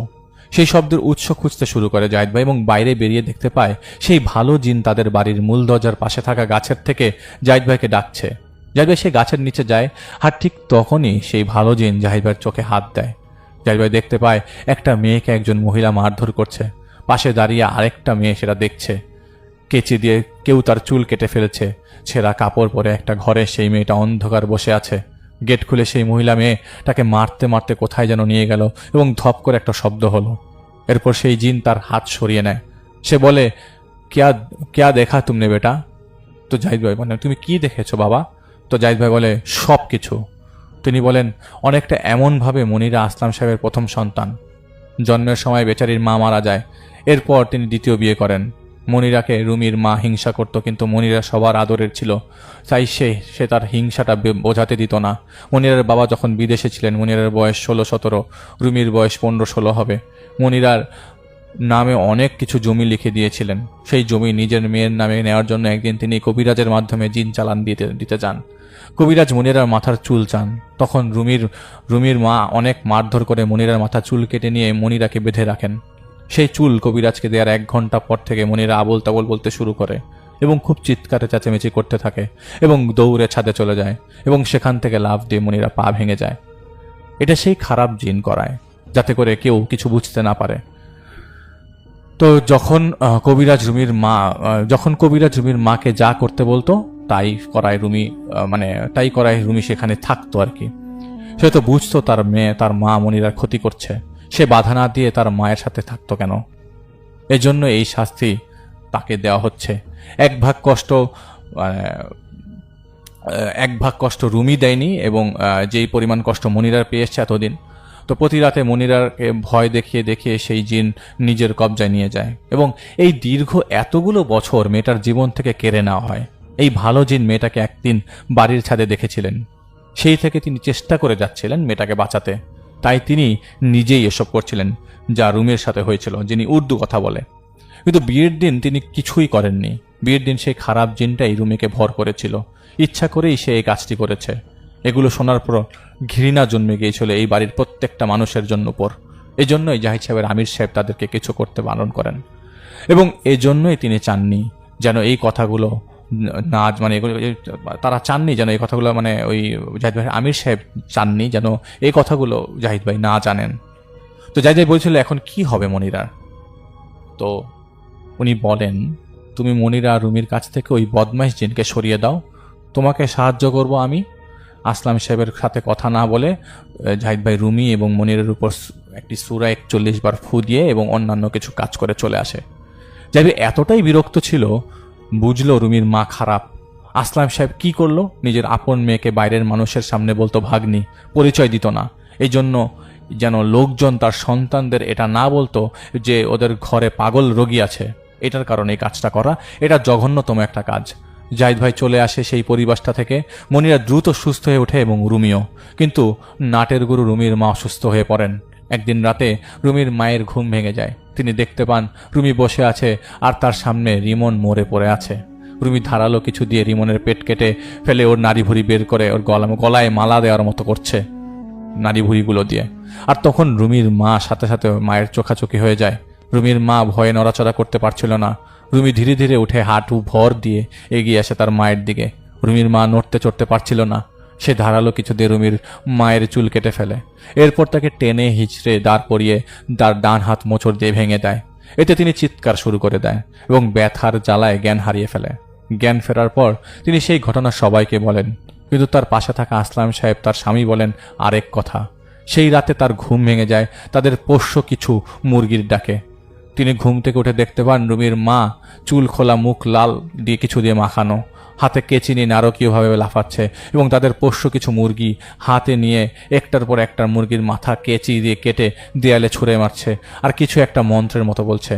এটা করার পর তিনি দেখতে পান রুমির মা সেই দেয়াল ছুঁড়ে মারা মৃত মুরগি একটা তুলে নেন এবং কামড় দিয়ে মুরগির নাড়ি ভুড়ি বেরগুলো বের করে মালার মতো করে গলায় ঝুলাতে লাগলেন।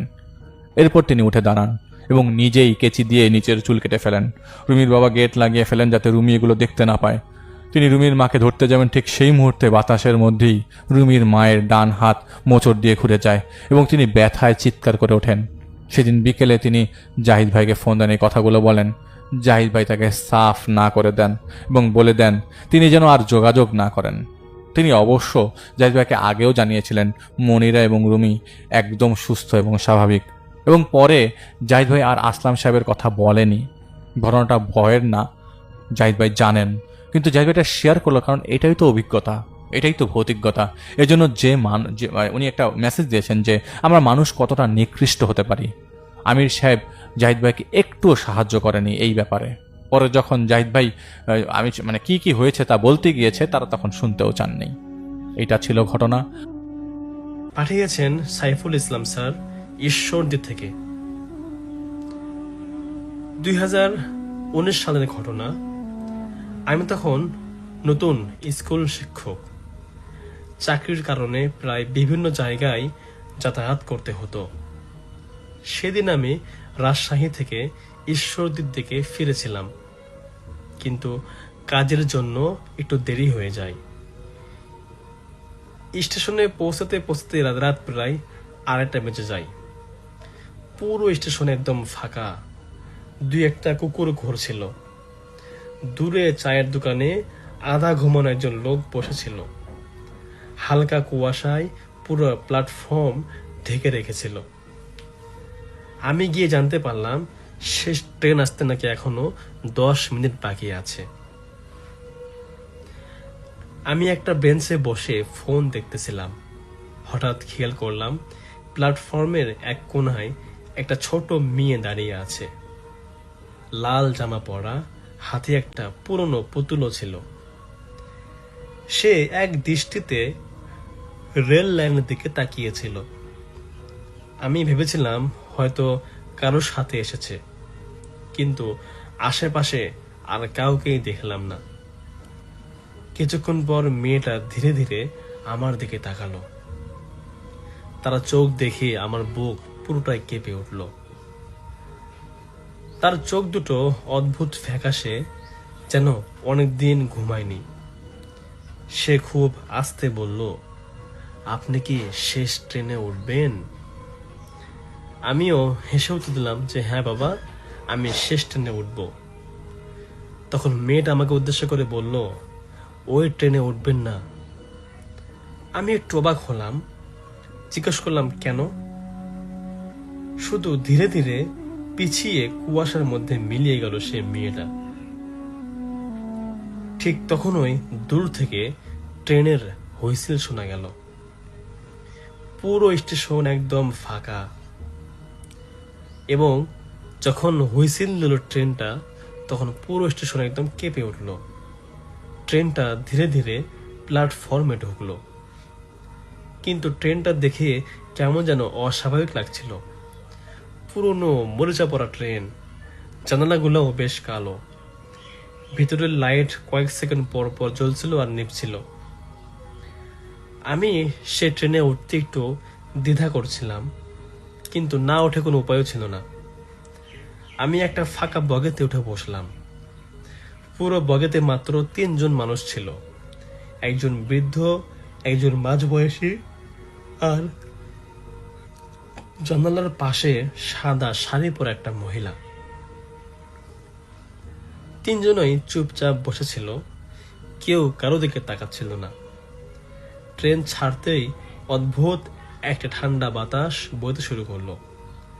আমি জানালা বন্ধ করতে গেলাম, ঠিক তখনই দেখলাম জানালার কাছে আমার পাশে আরেকজনের প্রতিচ্ছবি, কিন্তু আমার পাশে তো কেউ ছিল না। আমি ধীরে ধীরে পিছনে তাকালাম, দেখলাম পেছনে কেউ নেই।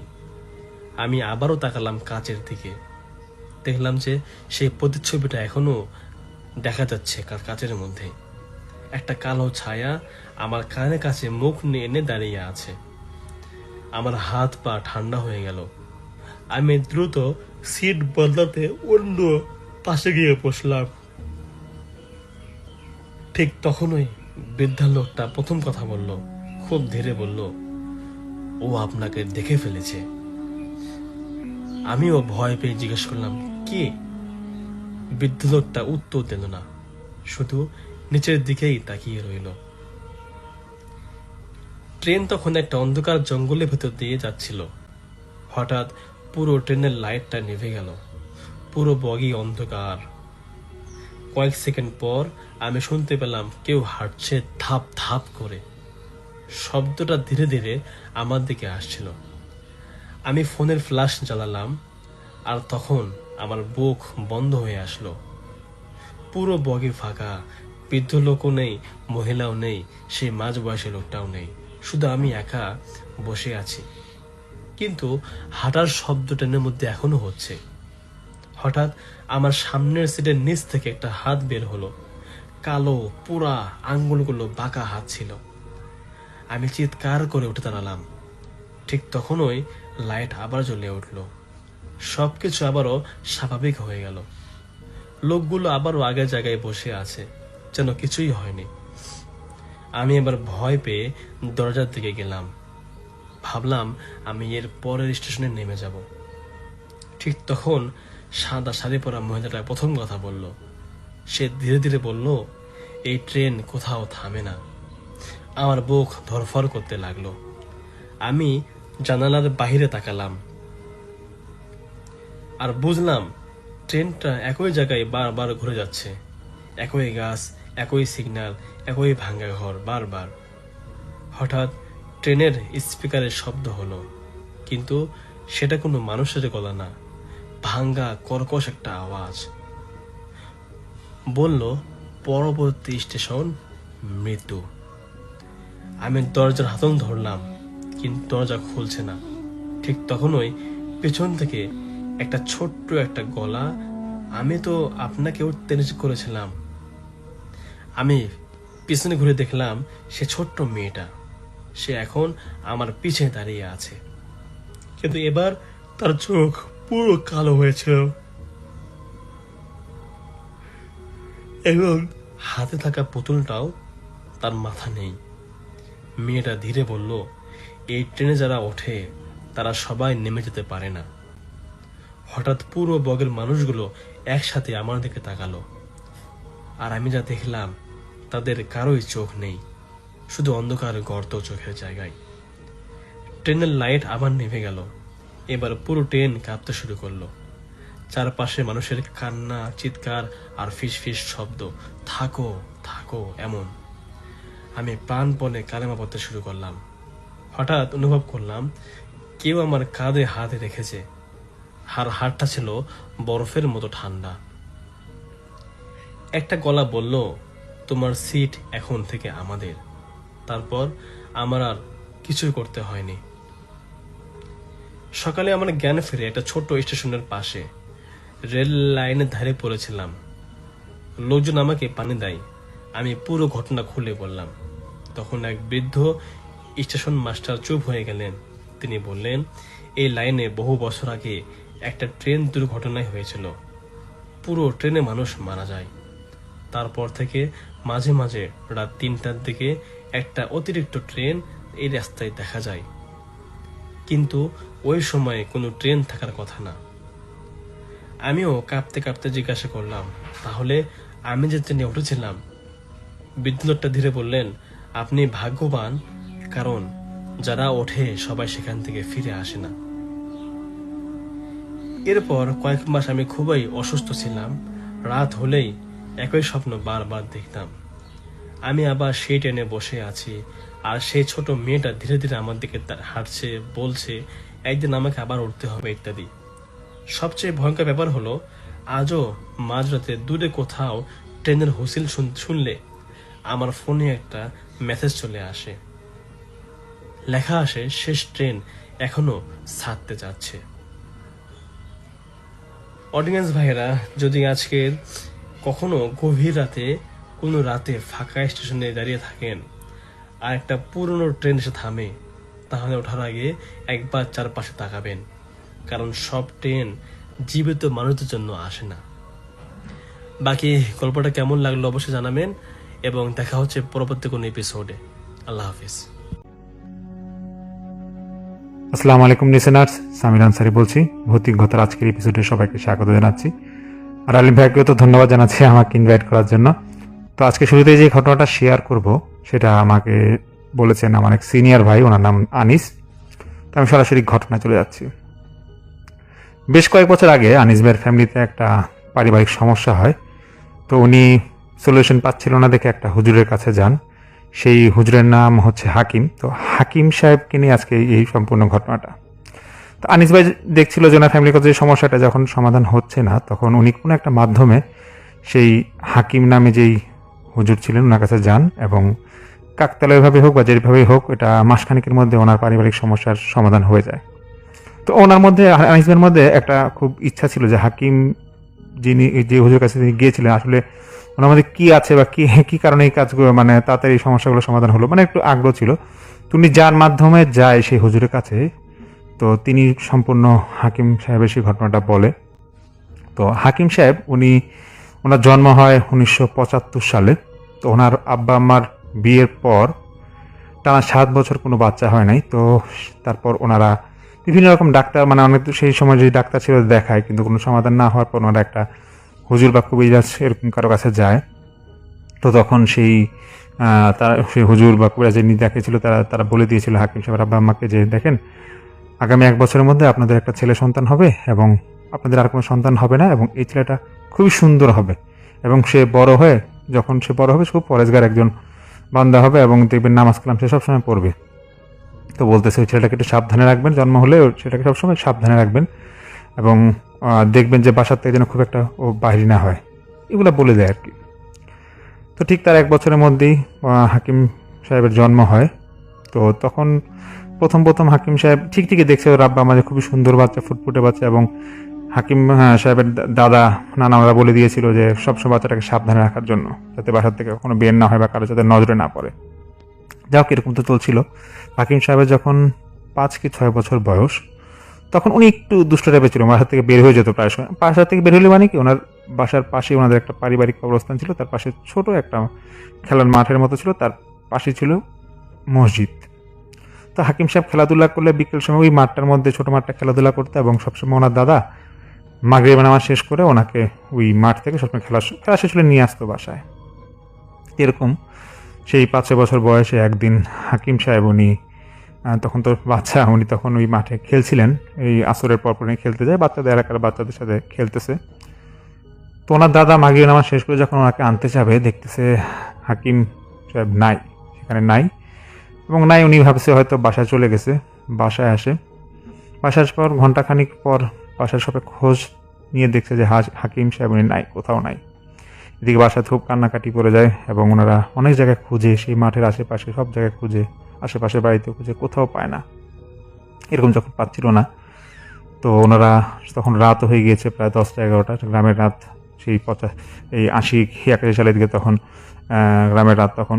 তো যাই হোক, হাকিম সাহেবকে মানে ফজরের সময় পাওয়া যায়, মানে ওনার দাদা নাকি মসজিদে যখন নামাজ পড়বে ফজরের সময় যখন আসবে, দেখতেছে ঠিক আগের দিন আসরের সময় যেখানে খেলতেছিল সেখানে হাকিম সাহেব উনি খেলা অবস্থায় আছে, মানে আবছা আলো, তখন ফজর থেকে একটা ফজর নামাজ শেষে যেটা আলো আছে, আবছা আলোতে দেখতেছি এই অবস্থা। ওনাকে দেখার সঙ্গে সঙ্গেই নাকি দাদা জড়ায় ধরছে এবং হাকিম সাহেব বলছে, তুই তাড়াতাড়ি বাসায় আয়, নাতি তাড়াতাড়ি তুই বাসায় আয়, তুই কই ছিলি, খুব কান্নাকাটি করতেছে। এরকম বাসায় নিয়ে আসার পর ওকে অনেক জিজ্ঞাসা করা হয়। তো উনি যখন বাচ্চা ছিল হাকিম সাহেব, তুমি তখন বলতেছিল শুধু যে আমি আমার বন্ধুর বাসায় গেছিলাম, আমাকে অনেক মজার খাওয়াইছে। তো এরকম যখন বলতেছে যে তোমার বন্ধুর বাসায় কে কে ছিল, বলতেছে ওর আব্বা আম্মু সবাই ছিল, খুব মজার খাওয়াইছে। তো ওনারা ফ্যামিলির কথা ভাবতেছিল যে হয়তো বা কেউ ওকে কিডন্যাপ করছে নাকি। যাই হোক, তারপর তো ওই হাকিমের দাদা, ওনার দাদা এবং আব্বা, ওনার যারা ছিল ওরা বলতেছে, মানে হাকিমের আম্মাকে, যে তুমি ওকে সাবধানে রাখো, তোমার সাথে যাতে ঘুম পাড়া রাখো, ওকে কখন আর দেখো যে বের যাতে না হয়, আর কোনো খেলাধুলা করা লাগবে না। তো সপ্তাহখানিক পরে একদিন রাত্রেবেলা হাকিম ভাইয়ের আম্মা স্বপ্ন দেখতেছে যে ওনার ছেলে এরকম কোনো এক রাতে সেই মাঠের ওইখানে চলে গেছে, ওই যে কবরস্থানের পিছিয়ে মাঠে, ওখানে চলে গেছে, একাই খেলাধুলা করতেছে। এটা উনি স্বপ্ন দেখছে। দেখার পর ফজরে যখন আজান দিয়ে উনি চোখ খুলতে দেখতেছে ওনার পাশে ওনার ছেলে নাই, এবং আবার উনি সে চিল্লাচিল্লি শুরু হয়ে যায় এবং ওনার চিল্লাচিল্লিতে ওই হাকিম ভাইয়ের আব্বা দাদা ওনারা সব এসে পড়ে। উনি বলে, স্বপ্নে আমি এরকম দেখছি। ঠিকই গিয়ে দেখতেছে ওই মাঠটার মধ্যে হাকিম সাহেব তখন বসে আছে এবং একাই খেলতেছিল। এবার ওনাদের মধ্যে একটু সন্দেহ হয় যে নিশ্চয়ই ওকে কোনো খারাপ কিছু আসর করছে, এবং যেহেতু সে রাতে চলে গেছে ওনাকে বাসায় আনা হয়। পরের দিন ওই যেই হুজুর বা কবিরাজটাকে ওনার আব্বা আম্মা ওনার জন্মের আগে, হাকিম সাহেবের জন্মের আগে মানে ওনারা ট্রিটমেন্টের জন্য গেছিল, সেই হুজুরকে আবার নিয়ে আসে। তো সেই হুজুর হাকিম সাহেবকে আনার পর বলতেছে যে, বাবা তুমি কোথায় গেছিলা বলো তো।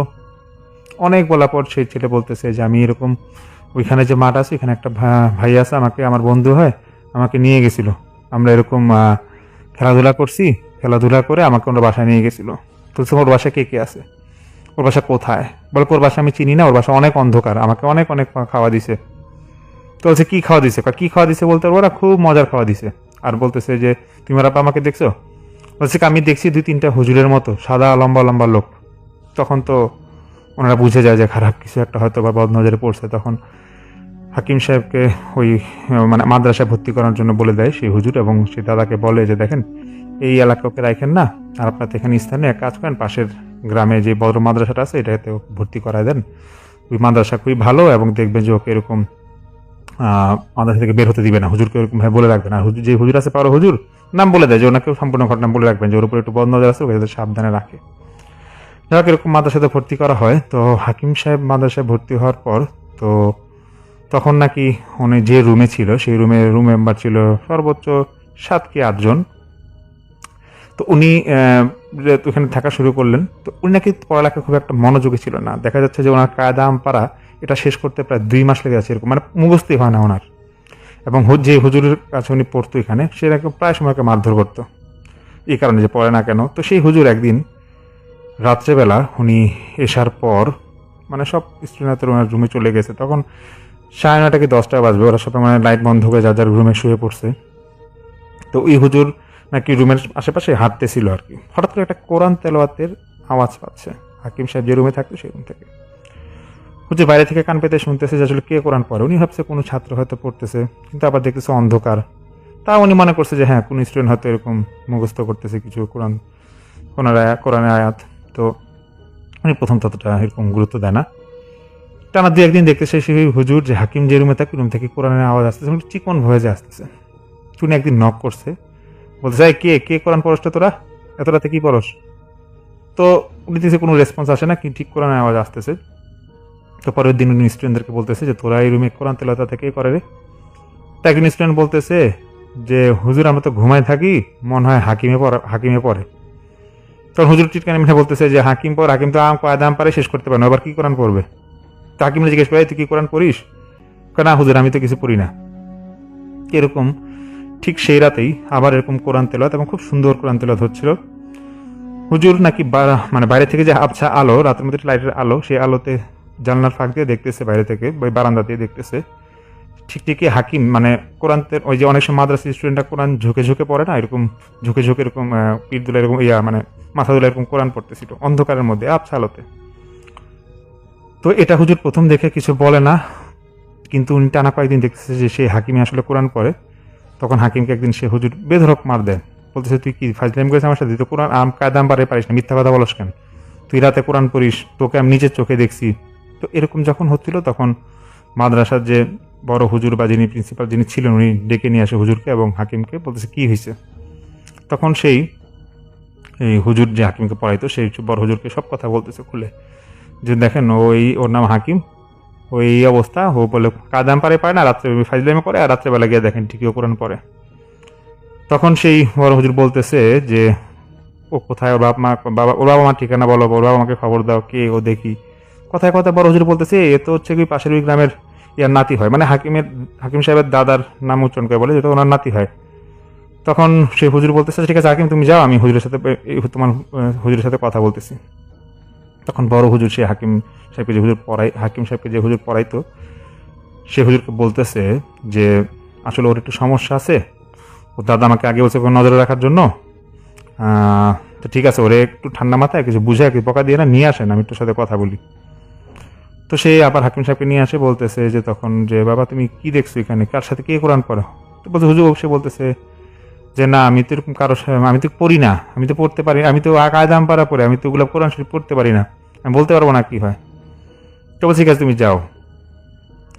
তো সেদিনই নাকি আবার এরকম যখন কোরআন তেলাওয়াত করতেছিল তখন রাত্রেবেলা ওই হুজুর বড় হুজুরকে নিয়ে ওই জানলাতে দেখাইতেছে, উকি মেরে দেখেন কোরআন তেলাওয়াত আসতেছে এবং সে পড়তেছে। তখন বড় হুজুর সঙ্গে সঙ্গে সে হুজুরকে বলে যে হাকিমের আব্বা দাদাকে খবর দেন, কালকে আসতে বলেন, ওর সাথে কথা বলবো ওনাদের সাথে। তখন হাকিম সাহেব এরকম আব্বা দাদাকে সেই বড় হুজুরের যেখানে বর্ষখানে আনা হয় সেই মাদ্রাসাতেই পরের দিনই হাকিম সাহেব তখন যায়। তো যাওয়ার পরে মানে ওদেরকে বলতেছে দেখেন আপনার ছেলে এই সমস্যাগুলো ফেস করতেছে, ও দেখতেছি ওর মধ্যে, তো ওর তো একটা চিকিৎসার দরকার বা একটা সেবার দরকার, কি হয়েছে আগে জানতে হবে, যেহেতু আপনার গার্ডিয়ান এই জন্য আপনাদেরকে নিয়ে আসলাম। তো তারপর নাকি সেই হুজুর একটা পরা পানি হাকিম সাহেবকে খাইতে দেয় এবং হাকিম সাহেব খাওয়ার সঙ্গে সঙ্গে একটু ঘুমায় পড়ে। তো তখন দিনের বেলা ছিল, তো তখন ওই হাকিম সাহেবের আব্বা এবং দাদাকে বলে আপনি একটু বাইরে থাকেন, দেখি ঘন্টাখানিক দেখি আপনার ছেলেটা একটু দেখি জিনা নাই হাজির করায় দেখি আসলে কি সমস্যা হয়েছে। তো এরকম ঘন্টাখানিক পর নাকি সে হাকিম সাহেবের আব্বা দাদাকে ডাকে এবং সেই বড় হুজুর বলতেছে একে দেখেন আপনার ছেলে সুস্থ আছে ঠিক আছে, কিন্তু জন্মের পর থেকে ওকে কিছু ভালো জিন আসর করছে, এবং এই যে কোরআন তেলাওয়াত হচ্ছে, ও যে রুমে কোরআন তেলাওয়াত করে বা ওর আওয়াজ শোনা যায়, আসলে কিন্তু এটা ওর কোনো দোষ না। তো ওর উপর যে জিনগুলো আসর করছে সেখান থেকে 60টা জিন এখনো ওর উপর ভর করে আছে, এবং 60টা জিন এরকম প্রতিদিন ওর উপর ভর করে ওরা কোরআন শিক্ষা মানে ওরা কোরআনে হাফেজ হতে চাচ্ছে হাকিমের উপর ভর করে, এবং এই জন্য প্রতি রাতে কোরআন আসলে কোরআন পড়তে পারে না, কিন্তু ওর উপর ভর করে ওই জিনগুলা কোরআন শিক্ষা মানে নিচ্ছে ওর উপরে, মানে ওর উপর ভর করে। তো এখন যেটা হচ্ছে যে সেই হুজুর বলতেছে যে আমি সেই জিনগুলাকে নিয়েছিলাম, জিনের যে সর্দার ছিল ওদের সেই 7 জনের মধ্যে যে সর্দার ছিল তাকে বলছিলাম যে এই বাচ্চা ছেলের পর নয় এরকম করতেছো কেন। তখন সেই জিনের সর্দার বলছে যে না আমরা কোনো ক্ষতি করবো না, আমাদের সুবিধা হয়, হ্যাঁ, আর কথা হচ্ছে আমাদের নজরে আছে, আমাদের খুব ভালো লাগছে ওদেরকে, ছেলেটা খুব সুন্দর। এই তো সেই জিনের সর্দার নাকি এটাও বলে যে ওর যেহেতু ক্ষতি হবে না তো আপনাদের টেনশনে কিছু নাই। তখন বড় হুজুর বলছে যে দেখেন টেনশনে কিছু নাই, কিন্তু তো বাচ্চা ছেলে, তো আপনারা তো ওকে ব্যবহার করতেছেন, তাহলে এর বিনিময়ে ওকে কি দিবেন? তখন নাকি জিনের সেই সর্দার বলছে যে ওর মৃত্যুর আগ পর্যন্ত ওর যত যা প্রয়োজন, মানে যদি মানুষের সেবা করতে যায়, চিকিৎসা করতে যায়, সেক্ষেত্রে আমরা ওকে সবসময় সাহায্য করে যাব। এবং বড় হুজুরকে নাকি এটা কথা দিয়ে গেছিল জিন। তারপর থেকে নাকি হাকিম সাহেব যখন ওনাকে সম্পূর্ণ কিছু জানানো হয় নাই, এবং জিনদেরকে বলা হয়েছে যে আগে ও পড়ালেখা শেষ করুক, তারপরে আপনার ও যদি কোনো সেবা হয় তখন আপনি জিনের সর্দারকে বলেছে তারপর আপনাদেরকে ডাকা হবে। তখন নাকি যখন হাকিম সাহেব নাকি একটা মানে উনি যখন প্রাপ্তবয়স্ক হয়, জিন নাকি ওরকম প্রায় সময় ওটা আসর করতো, কিন্তু হাকিম সাহেব এরকম বুঝতো না, বোঝার পর আস্তে আস্তে বুঝে এবং ওনাকে বোঝানো হয়েছিল। এবং ওনা যখন প্রাপ্তবয়স্ক হয় তখন নাকি সেই বড় হুজুর যিনি ছিলেন তখন হাকিমকে বলে যে তোমার উপর এরকম জিন আসর করে আপনার কোরআন শিক্ষা নিতে, এটা ছোটোবেলা হয়েছিল, এখন ওরা তোমাকে এরকম সাহায্য করতে চায়। তো ওই সময় নাকি জিনের সাথে ওনাদের পরিচয় করে দিয়েছিল সেই বড় হুজুর, এবং বলছিল এটা তোমার হেল্প করবে। তারপর থেকে নাকি এই হাকিম সাহেব একটু আধ্যাত্মিক লাইনে চলে যায় এবং নাকি অনেক মানুষ হেল্প করতো। তো এটা ওইভাবেই আসলে আনিস ভাই এরকম হেল্প পাইছিল, যেটা আমাকে বলে। এটাই ছিল আসলে প্রথম ঘটনা। এটা একটু ভালো লেগেছিল দেখে আপনার কাছে শেয়ার করা। আসি পরবর্তী একটা ঘটনা নিয়ে। এই গল্পটা শুনতে হলে হেডফোন ব্যবহার করুন। আর যদি এখন আপনি একা থাকেন তাহলে একবার পিছনে তাকিয়ে নিন, কারণ কিছু জিনিস প্রথমে ক্যামেরায় দেখা যায়, তারপর বাস্তবে সামনে আসে। আজকের ঘটনা পাঠিয়েছেন আরিফ ভাই চট্টগ্রাম থেকে। সাল তখন 2024, শুরুর দিকে আর কি।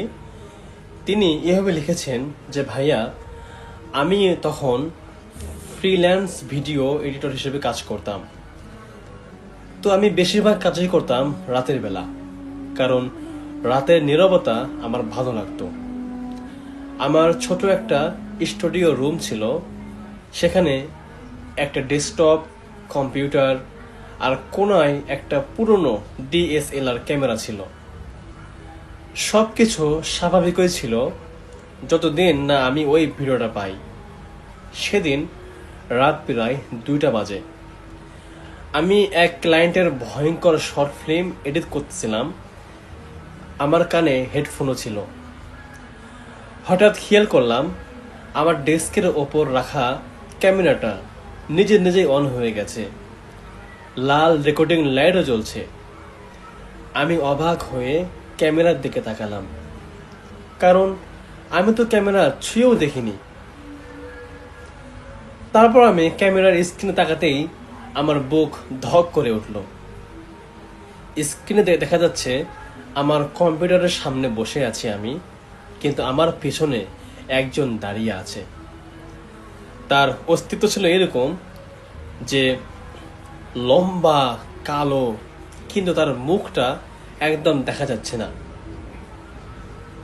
আমি দ্রুত পিছনে তাকালাম, দেখলাম যে আমার পিছনে কেউ নেই। আবার ক্যামেরার স্ক্রিনে তাকালাম, দেখলাম যে ওই ছায়া বা অবয়ব এখনো আমার পিছে দাঁড়িয়ে আছে, কিন্তু আগের তুলনায় এবার বেশ কাছে মনে হচ্ছে। আমার হাত ভয়ে কাঁপতে শুরু করলো। আমি ক্যামেরা বন্ধ করতে গেলাম, ঠিক তখন স্ক্রিনে থাকা ছায়াটা ধীরে ধীরে মাথা কাত করলো, যেন সে আমাকে দেখছে। আমি ভয় পেয়ে ক্যামেরার ব্যাটারি খুলে ফেললাম। রুম একদম স্তব্ধ হয়েছিল। কিছুক্ষণ পর নিজেকে বোঝালাম যে হয়তো এটা একটা গ্লিচ ছিল, কিন্তু আসল ঘটনা শুরু হয় ঠিক পরের রাতে। আমি আবার কাজ করছিলাম। রাত 3টার দিকে হঠাৎ কম্পিউটার স্ক্রিনে ব্ল্যাক হয়ে যায়। তারপর নিজে থেকে একটা ভিডিও চালু হয়। ভিডিওর নাম ছিল ব্যাক লোক MP4। আমিও অবাক হয়ে গেলাম, কারণ এই নামে কোনো ফাইল তো আমার কাছে কখনো ছিলই না। তাহলে ভিডিওটা কিভাবে চালু হয়ে গেল? মাথার মধ্যে অনেক রকম প্রশ্ন ঘুরপাক খাচ্ছিল। যখন সে ভিডিওটা চালু হলো, দেখলাম আমার নিজের রুম ঠিক যেভাবে তখন ছিল, আমার কম্পিউটারের সামনে বসে কাজ করছি। মানে এই ভিডিওটা এখনকার লাইভ চলছে। আমার বুক ধরফর করে উঠল। ভিডিওতে হঠাৎ দরজাটা আস্তে আস্তে খুলে গেল, আর অন্ধকার থেকে কেউ একজন আমার রুমের ভেতরে ঢুকলো। লম্বা কালো ছায়া ধীরে ধীরে আমার পেছনে এসে দাঁড়ালো। ভিডিওটা আমি কিছুই বুঝতে পারলাম না, কিন্তু আমি এখন বুঝতে পারছি, কারণ আমি সেই ভিডিওটা দেখেছি।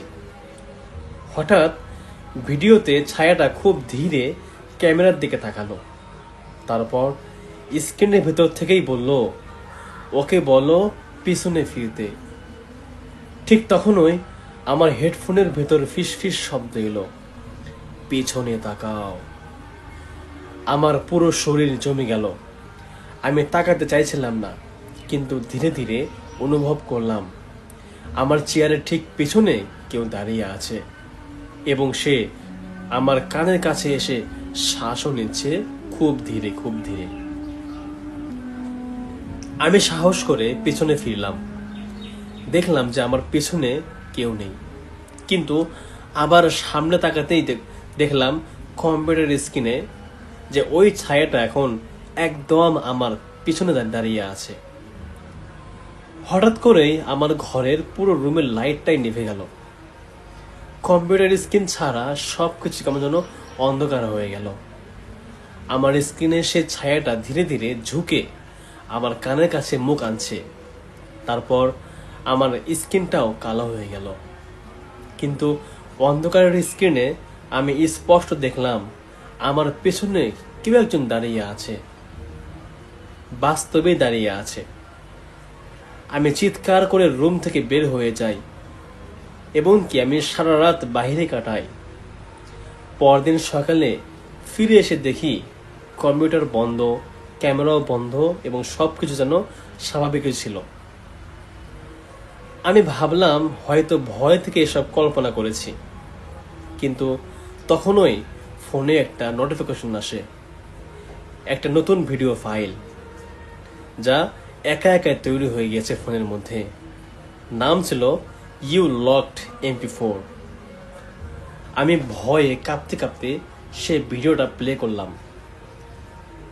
আমি দেখলাম যে আমি রাতে চেয়ারে ঠেকে উঠে পালাচ্ছি, আর আমার পেছনে সে ছায়াটা দাঁড়িয়ে আছে।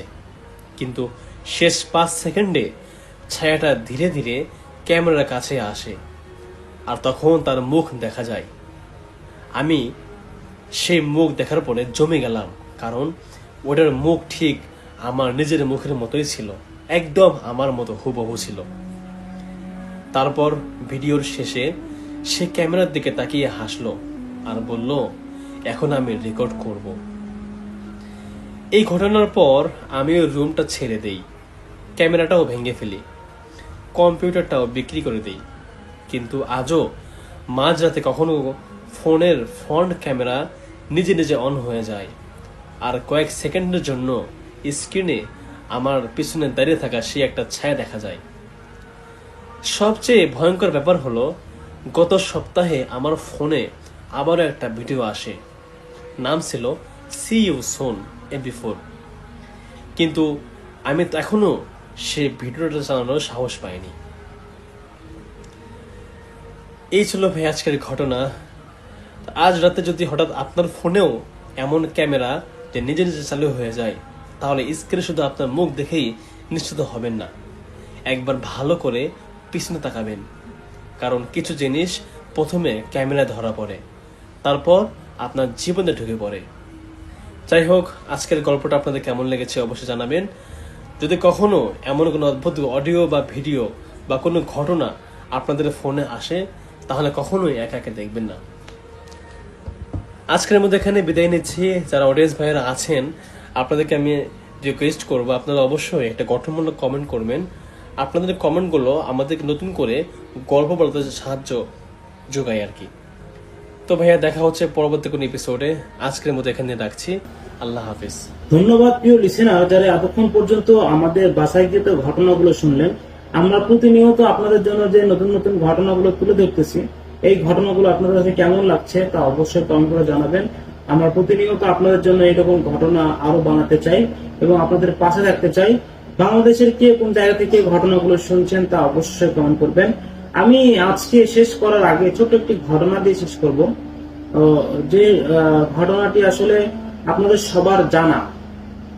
যেমন আপনারা কিন্তু শুনেছেন কিছুক্ষণ আগেই আপনাদের কবিরাজ একটা ঘটনা বলেছে, ডক্টর আলিফ ভাই একটা ঘটনা বলেছে, যেটা হচ্ছে হুইল চেয়ারে। এছাড়াও আরো অনেক ঘটনা শুনলেন আপনারা। এর মাঝখানে যে দুটো ঘটনা আমাদেরকে দিয়েছিল ইমেইল করে, আমরা কিন্তু সেই দুই ঘটনা দিয়েছি।